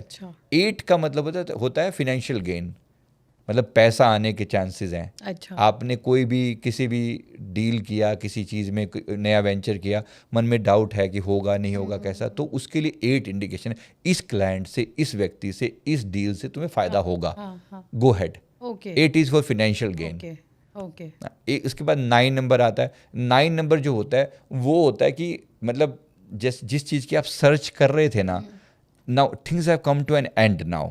10 लास्ट है, जहाँ आप ढूंढ रहे थे ना, अब आप 9 लेवल पर पहुंच गए हो, मतलब अपनी परफॉर्मेंस में आप अपने 90% लेवल पर पहुंच गए हो। जिस टॉपिक को लेके आप सवाल कर रहे हो ना, तो अपने आप को प्रिसाइज करने की कोशिश करो, है ना, जो भी टॉपिक है उसको क्लियर करने की कोशिश करो। मान लो आप कोई आंसर जानना चाहते हो कि एंजल मुझे प्लीज़ बताओ, आप ये, मैं अभी भी कंफ्यूज हूँ, आप ऐसा कहो कि मैं कंफ्यूज हूँ, मुझे नहीं क्लियर हो रहा, मुझे प्लीज़ बताओ इस चीज़ का आंसर क्या है। Now indicate. प्रॉब्लम है कि आपने कोई क्वेश्चन भी नहीं ढंग से रखा ना, है ना, आप रैंडमली आंसर आ रहे हैं। अभी हाँ पुरानी चीजें थी, एंजल बस इतना बता रहे हैं हम तुम्हारे आसपास में, अब कुछ ये तो मांगो तो clear सही हो ना गया। भाई। हाँ पापा बार बार इन्वोक कर रहे हैं, बोलो बेटा क्या चाहिए। जी बोल। बच्चों को पता ही नहीं है, कुछ भी दे दे, ये दे दे, वो दे दे, वो नहीं, वो नहीं। तो प्यार से मांगो ओके कि भाई ये प्रॉब्लम है, इसका आंसर आप दो। ठीक। हाँ, तो 9 नंबर, जैसे हमने 8 की बात करी, तो 9 में क्या है, 9 का मतलब है कि you have come to an end, things have come to an end. मतलब जैसे कोई चीज़ की आप लंबे समय से वेट कर रहे थे ना, आपने स्टेप्स किए बहुत सारे, आप 0 से लेकर अब 10 की तरफ बढ़ रहे थे, 9th तक आ गए हैं, किसी चीज़ की सर्च कर रहे थे। जैसे मैं कभी मकान की एक सर्च कर रहा था, तो एक सर्टेन जगह पर जाके ना मुझे 9 नंबर दिख रहा है, यानी यहीं कहीं वो जगह है जो मुझे लेनी है। अच्छा। ना this is, you have come to an an to end. आप शायद उस गली से निकल रहे हो तो किसी का मकान पे 3 बार 9 लिखा हुआ है। 9 लिखा हुआ है, या मन में आते ही, जैसे अभी अभी इस मकान के बारे में सोच चल रही है, बात चल रही है, ले ना ले, ये ठीक लग रहा है, ऐसा वैसा, और वहाँ पर आपको बार बार 999, किसी का फ़ोन आया सामने, 9 बार बार आया, मतलब ये यस है इसके लिए। अच्छा ऐसा ओके ऐसा ओके नाइस। है ना। और लास्ट में बचा 0, 000। कभी कभी 0 भी दिखता है। 0 एक तरीके का ना एक वार्निंग है अच्छा कि तुम क्या करने आए थे और क्या कर रहे हो, समथिंग यू हैव मिस्ड। अच्छा एक तरीके से वार्निंग है। मान लो किसी बंदे का लाइफ पर्पस था दूसरों की सेवा करना, जन कल्याण करना, लेकिन एक सर्टेन टाइम पे जाकर वो भटक गया, जुआ खेलने लगा, कुछ और करने लगा, इधर उधर की चीज़ों में पड़ गया, जो मेन पर्पस से दूर हो गया। तो एंजल उसको बार बार 0 दिखाते हैं, 0 दिखाते हैं कि भाई तू करने क्या आया था और क्या कर रहा है। रीरूट करो। रीरूट करो अपने आप को, कुछ गलत कर रहे हो तुम, ट्रैक से मिस हो रहे हो। ओके ओके क्योंकि लास्ट में हो सकता है 0 मतलब एक पूरा एकदम वो बड़ा ड्रामेटिक चेंज बताता है आपकी लाइफ में, ओके इस टाइप से। ओके। और सर जैसे एक मिरर नंबर भी बोलते हैं ना, जैसे 2121 3131, तो ये हाँ, ये भी हैं वही एंजेलिक नंबर में। अब फॉर एग्जांपल 2121 या 1212 को लोग 12:12। हाँ 12 क्या बता रहा है, पहली बात 1 मैंने बोला इंडिकेशन ऑफ कि आपका अभी जो आप मांग रहे थे उसको मैनिफेस्ट करने का टाइम आ गया है। मांग लो फिर से। 2 का मतलब आया है, 2 का मतलब है कि ये नंबर बता रहा है कि जो आप कर रहे हो ठीक कर रहे हो, है ना। तो ये 1-2 का कॉम्बिनेशन पता लग गया। अब ये 1-2-1-2 रिपीट हुआ, एक बार 1-2 आता तो उसका कोई अर्थ नहीं था, 1-2-1-2 रिपीट हुआ, मतलब 1-2 का जो कॉम्बिनेशन, इसका मतलब ये है ओके कि मैनिफेस्टेशन का टाइम आ चुका है, और 2 जो आप अभी कर रहे हो वो बिल्कुल ठीक कर रहे हो। अच्छा, इसके जरिए ही आपको इसके जरिए ही आपको ये मिलेगा। ओह अच्छा, तो हम ऐसे कॉम्बिनेशन ऐसे कॉम्बिनेशन आप किसी के साथ बना सकते हो। ओह lovely lovely. For example 3-7 number दिखा, 3737 बहुत लोगों को रिपीट होता है, या 3377। ठीक है, अब 3 का मतलब क्या है, आपकी प्रार्थना सुन ली गई है, ओके और 7 का मतलब है कि अब स्पिरिचुअल पाथ में आगे बढ़ो। अच्छा तो दोनों बातें साथ हो गई। 3377 3737 दोनों का अर्थ एक ही है, या 7733 दोनों का, उसका भी अर्थ एक है। अच्छा दिस इज ऑल सेम, पहले आगे का कोई अर्थ नहीं है इसमें। Okay, so we have 1 to 10 की आपने पूरी गाइडेंस दे दी, अब उसको आप मिक्स किसी भी लेवल पे आप कॉम्बिनेशन बना सकते हो, right. Wow, this is quite scientific also, मतलब हाँ, नंबर का क्या मीनिंग है, और फिर आपको जो दिख रहा है आप देखिए। ओके, तो सर जैसे पहली बात तो ये क्लियर है कि अगर आपको एंजलिक नंबर्स दिखना शुरू हो रहे हैं तो कहीं ना कहीं आप सही रास्ते पे हैं। यस। हर एंजल नंबर का पॉजिटिव साइन ही है। जैसे आपने कहा कि कोई वार्निंग, नेगेटिव वार्निंग ऐसा नहीं होता, कुछ नेगेटिव होने वाला है। एंजल नंबर्स दिखते ही शायद मुझे लगता है उन लोगों को जो एक कंफर्टेबल सा हो जाना चाहिए कि भाई जो भी हो मेरे साथ है एंजल्स। हाँ यहीं कहीं आसपास। Okay okay. सो जैसे एक ही दिन में आपको कई सारे पैटर्न्स दिख रहे हैं, 222 भी दिख गया, 777 भी दिख गया, 555 भी दिख गया, मेरे साथ ऐसा कई बार होता है, तो इस वक्त क्या करना चाहिए? ऐसे में ना मतलब एक तो देखो वैसे तो पॉजिटिव है कि चलो कम से कम एंजल्स आपके आसपास में हैं, पर फिर भी ना अपने मन को शांत करके स्पेसिफिक क्वेश्चन पूछना चाहिए कि आपको चाहिए क्या। मतलब एंजल्स से आप सिंपली प्रेयर करें कि भाई मुझे मेरी आपसे निवेदन है, आप मुझे नंबर तो बहुत दिखा रहे हैं, हाँ। लेकिन मेरा आपसे निवेदन है मुझे बताएं कि एग्जैक्टली मुझे क्या करना है। ओके अब आप उसमें be specific, to get specific answer be specific. Okay अब आप स्पेशली सवाल कीजिए, क्या मुझे ये काम करना चाहिए, हाँ या ना, मुझे सीधा बताओ, अच्छा है ना। इन जनरल रैंडमली कोई भी नंबर आ रहा है, कोई खास अर्थ नहीं है, तो यही पता चल रहा है कि वो मेरे साथ हैं। लेकिन किसी स्पेसिफिक प्रॉब्लम को लेके जब आप सवाल करेंगे ना, तो उसके स्पेसिफिक आंसर पे आप वेट करें फिर। अच्छा उस वक्त कम्युनिकेट कर लें उस उनके वक्त आप साथ। बात इसका करें, मतलब कि वो प्रार्थना आसपास करना हैं। शुरू करें। आप प्रार्थना करना शुरू करें हाँ। कि आप मुझे बताइए, मेरे इष्ट, मेरे भगवान, मेरे एंजल्स, प्लीज़ मुझे बताएं कि मैं इस स्थिति में क्या करूं, क्या मुझे ये काम करना चाहिए या नहीं करना चाहिए। Okay okay right. जैसे किसी केस में हम एंजल से, यूनिवर्स से नॉर्मली हम पूछते हैं, इसके लिए बहुत सारे तरीके होते हैं। जो टैरो कार्ड होते हैं वास्तव में क्या है, ये भी एंजल से पूछने का एक तरीका ही तो है। right। पेंडुलम डाउजिंग है, ये भी क्या है। ये सबसे ईजीएस्ट तरीके हैं एंजल से कनेक्ट करने के लिए। आप सिंपली प्रेयर कर लो। पर्ची भी डाल लेते हैं लोग, करूं ना करूं, यस और नो डाला, करते ही थे। भगवान के आगे डाल दिया, पूछ लिया, जो आपने कहा वो ठीक है, मान लिया। हाँ। उसको मान लिया कि ऐसा करके ऐसा है। तो कोई बुराई नहीं है इसमें ऐसा करने में, है ना। तो जरूर ऐसा कर लेना चाहिए, प्रार्थना करनी चाहिए उसके हिसाब से। सर इसका एक बड़ा फनी एग्जांपल मैं शेयर करना चाहूँगी। मेरी दादी ने पर्ची डाली थी, मतलब दादी ने शॉप खरीदी थी बड़ी, एक बहुत बड़ी, उसके 3 पार्ट्स किए तीनों ब्रदर्स के लिए। अब वो लड़ रहे थे कि पहली मेरी दूसरी, तो दादी ने पर्ची डाली, जिसने जो उठाया वो शॉप तुम्हारी। तो ये तो मतलब ट्रेडिशनली भी हम कर ही रहे तरीका है, हैं हाँ। कि जो नंबर तेरे पास आया वो तेरी किस्मत हाँ। का है या तेरे एंजल ने Right। तेरे लिए पिक किया है। राइट, यही तेरे तुम्हारे लिए लिए ठीक अच्छा है। हाँ। इसी में तू सक्सेसफुल हो। हाँ हाँ beautiful. So we always had this system in our life. Right, हमारे घरों में कहीं ना कहीं हम स्पिरिचुअलिटी से तो जुड़े ही हुए थे, बिल्कुल बिल्कुल और सही अब हम बात है। उसको अच्छे से और समझ रहे हैं। हाँ, थोड़ा जाप करके करेंगे थोड़ा और क्लियर हो जाता है ना। मन ऐसे अशांत है, हाँ। एक भागते दौड़ते मन में कैप्चर नहीं होती चीजें, तो थोड़ा रिलैक्स कर लिया, भगवान के सामने बैठे थोड़ा जाप किया, है ना। 108 बार महामृत्युंजय का जाप करके फिर आप शांति से बैठ के पूछ रहे हो, अब बताइए मैं क्या करूं इस टॉपिक से रिलेटेड। तो स्पेसिफिक क्वेश्चन होगा तो स्पेसिफिक आंसर आएगा, रैंडम क्वेश्चन तो रैंडम आंसर। ओके हम तो जैसे नाम जाप के लिए आप भी बहुत रिकमेंड करते हैं, इसकी कोई साइंस होती है क्या? कुछ ब्रेन के साथ चेंजेस आते हैं? नहीं, डेफिनेटली साइंस है ना। देखो, नाम जाप में दोनों बातें, मंत्र जाप या कोई नाम जाप, दोनों बातों को ले लो आप। मंत्र जाप का मतलब क्या है, मंत्र क्या है, मंत्र शब्द को 2 पार्ट में डिवाइड करते हैं। मननात् त्रायते इति मंत्र, ये वर्ड कहा जाता है इसके लिए शास्त्रों में। मन से जो पार ले जाए वो मंत्र, मन से जो त्राण कर दे, पार ले जाए, क्रॉस करवा दे, वो मंत्र। अब मन चीज़ों में उलझा पड़ा है, मान लो कोई व्यक्ति डिप्रेशन में है, नेगेटिव थॉट्स है, परेशान है, उसने महामृत्युंजय का जाप चालू कर दिया इंटेंशन के साथ कि मुझे इस चीज़ से बाहर आना है। ओके डेफिनेटली उसको क्या होना चाहिए, मन से पार ले जाने के लिए उसने कांस्टेंट चैंटिंग शुरू कर दी। अब मंत्र क्या करेगा, उसको उस स्थिति से बाहर निकालने में मदद करेगा, है ना, उस स्थिति से बाहर निकालने में मदद करेगा। तो मंत्र की अपनी एक साइंस है, और एक मंत्र का एक अर्थ है, आप किसी चीज़ से कनेक्ट हो रहे हो, है ना। ओम त्र्यंबकम यजामहे, हम उस त्रिनेत्रधारी भगवान शिव को नमन करते हैं, जो इस प्रकार से, उनके बारे में फिर आगे की पूरी व्याख्या है ना ऐसे ही। इसी प्रकार से बाकी जैसे अब कोई मंत्र है शिवोहम, कि मैं शिव रूप ही हूँ, मेरी आत्मा शिव रूप है, फॉर एग्जाम्पल, है ना। कोई भी चीज़ आप कह रहे हो, आपको पता है ना, आप किसी को नमस्कार नहीं कर रहे, समझो, आप अपनी ही आत्मा के उच्चतम स्वरूप को नमस्कार कर रहे हो। मेरे गुरुदेव ने भी ऐसा ही दिव्य मंत्र हमें दिया आंतरिक तौर पर, जो आत्मा परमात्मा की एकता को बताता है कि जो तू है वो मैं हूँ। ऐसा कुछ दिव्य मंत्र है जिसका जाप करने मात्र से अब आप अपने आत्मा को याद दिला रहे हो, है ना, एक गुण याद दिला रहे हो। कई बार हम खुद को नहीं कहते, यार ये मैं कैसे सोच रहा था, ऐसा थोड़ी हूँ मैं, आई एम नॉट दिस। तो खुद को आप रिवॉक करते हो, तो आप अपनी रियल क्वालिटीज को अपने आप को याद दिलाते हो। फॉर एग्जाम्पल ऐसा ही एक मंत्र सोहम है, मान लो मैं परमात्मा का अंश हूँ, है ना, शिवोहम, मैं शिव का अंश हूँ, मैं शिव रूप हूँ, फॉर एग्जाम्पल, है ना। तो वो क्या है, राम लगा लो एक मंत्र, है ना, फॉर एग्जाम्पल राम मंत्र इन जनरल जो सबके अंदर रम रहा है, रोम रोम में रम रहा है, मैं वो हूँ, मैं उसका अंश हूँ, मैं वो हूँ।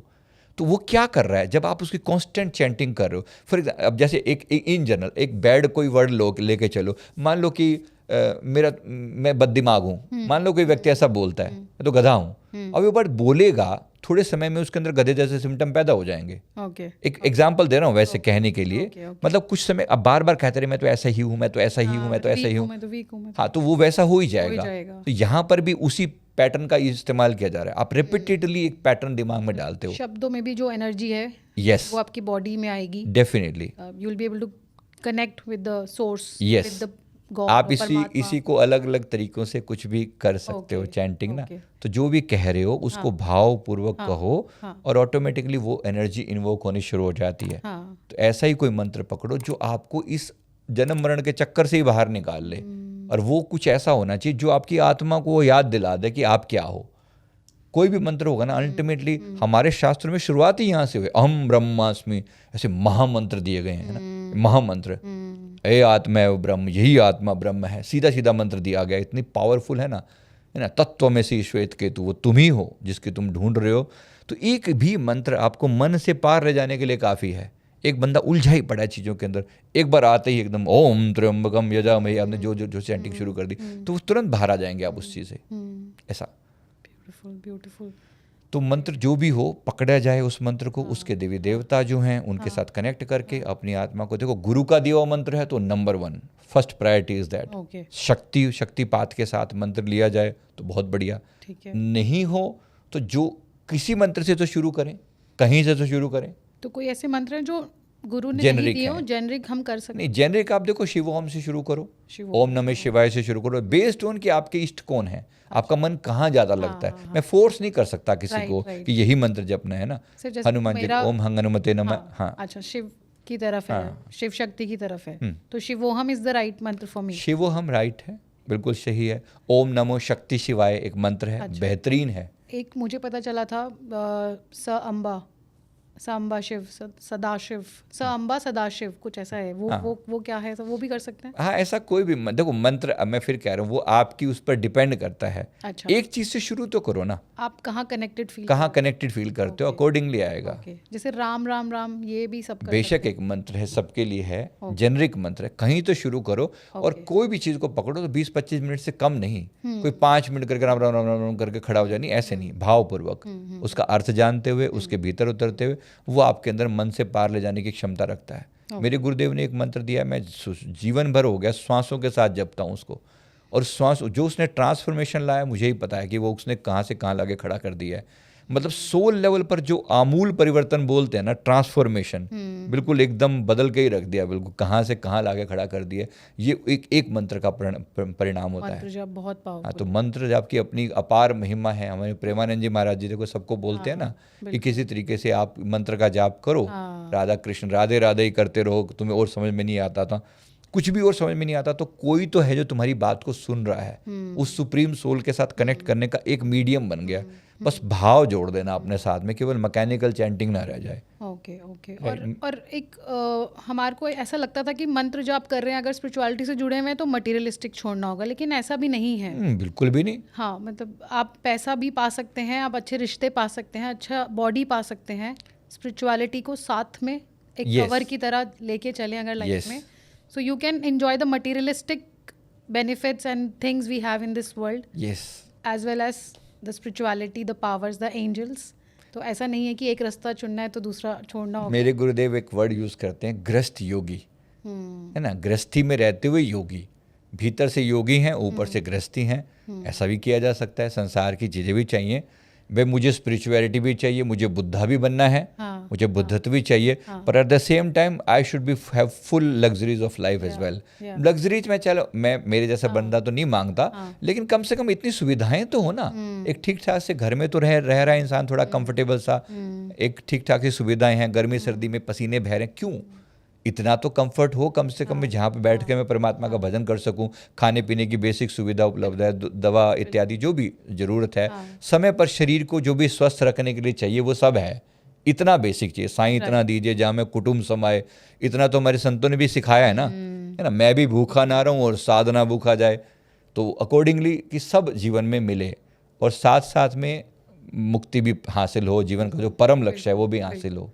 तो ये गिल्ट को आप छोड़ दें कि अगर परमात्मा चाहिए तो संसार छोड़ना पड़ेगा, ऐसा बिल्कुल भी नहीं है। बिल्कुल नहीं। मुझे दोनों चाहिए, दोनों को पाएंगे इसी जीवन में, राइट इसी जीवन में पाएंगे, और पूरी खुशी के साथ, पूरे आनंद के साथ उत्सव मनाते हुए। स्पिरिचुअलिटी कोई बोर लोगों के लिए नहीं है कि भाई आप ऐसे रोते धोते जाओगे यहाँ से। हाँ, पूरा धूम धड़ाके के साथ जाएंगे, पूरा हल्ला मचाते हुए जाएंगे, अच्छे से पाएंगे। और पूरा मतलब एक जिस संसार में, मैंने बोला ना अभी एक वर्ड, मैंने लाइन बोली थी कि जब जाएंगे ना तो हमारे जाने के बाद भी तालियां बजती रहेंगी, ऐसा रोल प्ले करके जाएंगे। तो रोल तो तभी प्ले होगा ना, एक खुशी के साथ, आनंद के साथ, उत्सव के साथ जाएंगे। ब्यूटीफुल, तो एक जीवन सेलिब्रेशन बन जानी चाहिए, तभी मजा है ना। Right sir, beautiful. So I just want to close the show with last question कि आपकी लाइफ का सबसे खूबसूरत पल आप किसको मानते हैं अभी तक की आपकी जर्नी में? ऐसा कोई मोमेंट जब आपको बहुत खुशी हुई हो, एक होता है ना देखो, बहुत खुशी। मेरे जैसे पर्सन को ज़्यादा तक मेरा तो होता है ना, आत्मा के लेवल पर कनेक्शन होता है। हाँ, तो गुरुदेव ने एक बार मेरे को, मेरे जो सदगुरु हैं श्री परमहंस गुरुदेव जी, गुरुदेव ने, मैंने एक बार गुरुदेव को एक ताजमहल गिफ्ट किया था। अच्छा, छोटा सा ताजमहल मॉडल गिफ्ट किया था। हाँ। तो मेरे गुरुदेव ने उसको देख के ने ये कहा कि ये और ये और ये मतलब आप हमारे दोनों का प्यार जो है ना, एक भाव दिखाने के लिए कि ये जो है ना।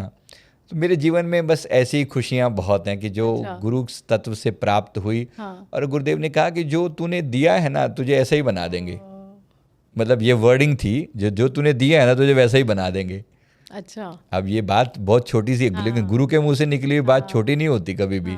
तुझे वैसा ही बना बहुत खुशी देंगे। हुई उस मोमेंट पे, आपको बहुत अच्छा लगा। दैट वाज इंटेंस कि ये इसका मतलब है कि वो उन्होंने वो कर दिया है, वो वास्तव में वो कर दिया है, उसी रूप में कर दिया है। तो अंदर में आनंद और प्रेम की जो अनुभूति सहजी बनी रहती है, वो कुछ करने की जरूरत नहीं पड़ती, बस यही जीवन का जो सच्चा स्वभाव है वो हासिल हो जाता है। Beautiful, beautiful. आप भी याद करें आपकी लाइफ का सबसे हैप्पी मोमेंट कौन सा था, क्योंकि ये एक एक्सरसाइज भी होती है सर ये, कि आपको तुरंत अगर पॉजिटिव फील करना है ना, आपकी लाइफ का सबसे खूबसूरत पल जो था उसको आप याद करें, instantly you will feel enlightened, you will feel the positive energy, right. You can come to the alignment back.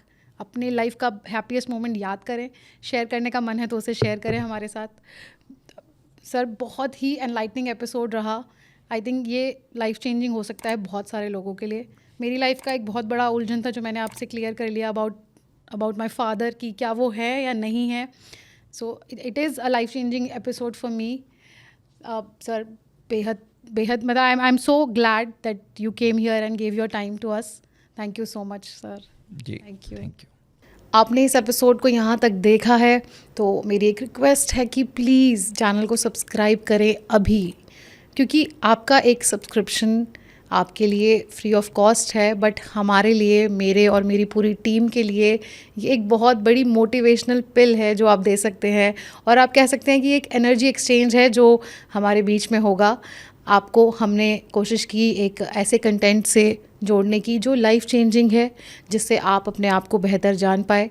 और हमारी टीम के लिए आप क्या दे सकते हैं, आप एक सब्सक्राइब कर सकते हैं, लाइक कर सकते हैं और एक प्यारा सा कमेंट दे सकते हैं अबाउट योर फीडबैक। आपके फीडबैक में अगर आपको लगता है कुछ चीज़ें मिसिंग थी एपिसोड में तो आप वो भी बता सकते हैं, but we do need to hear you. Thank you so much.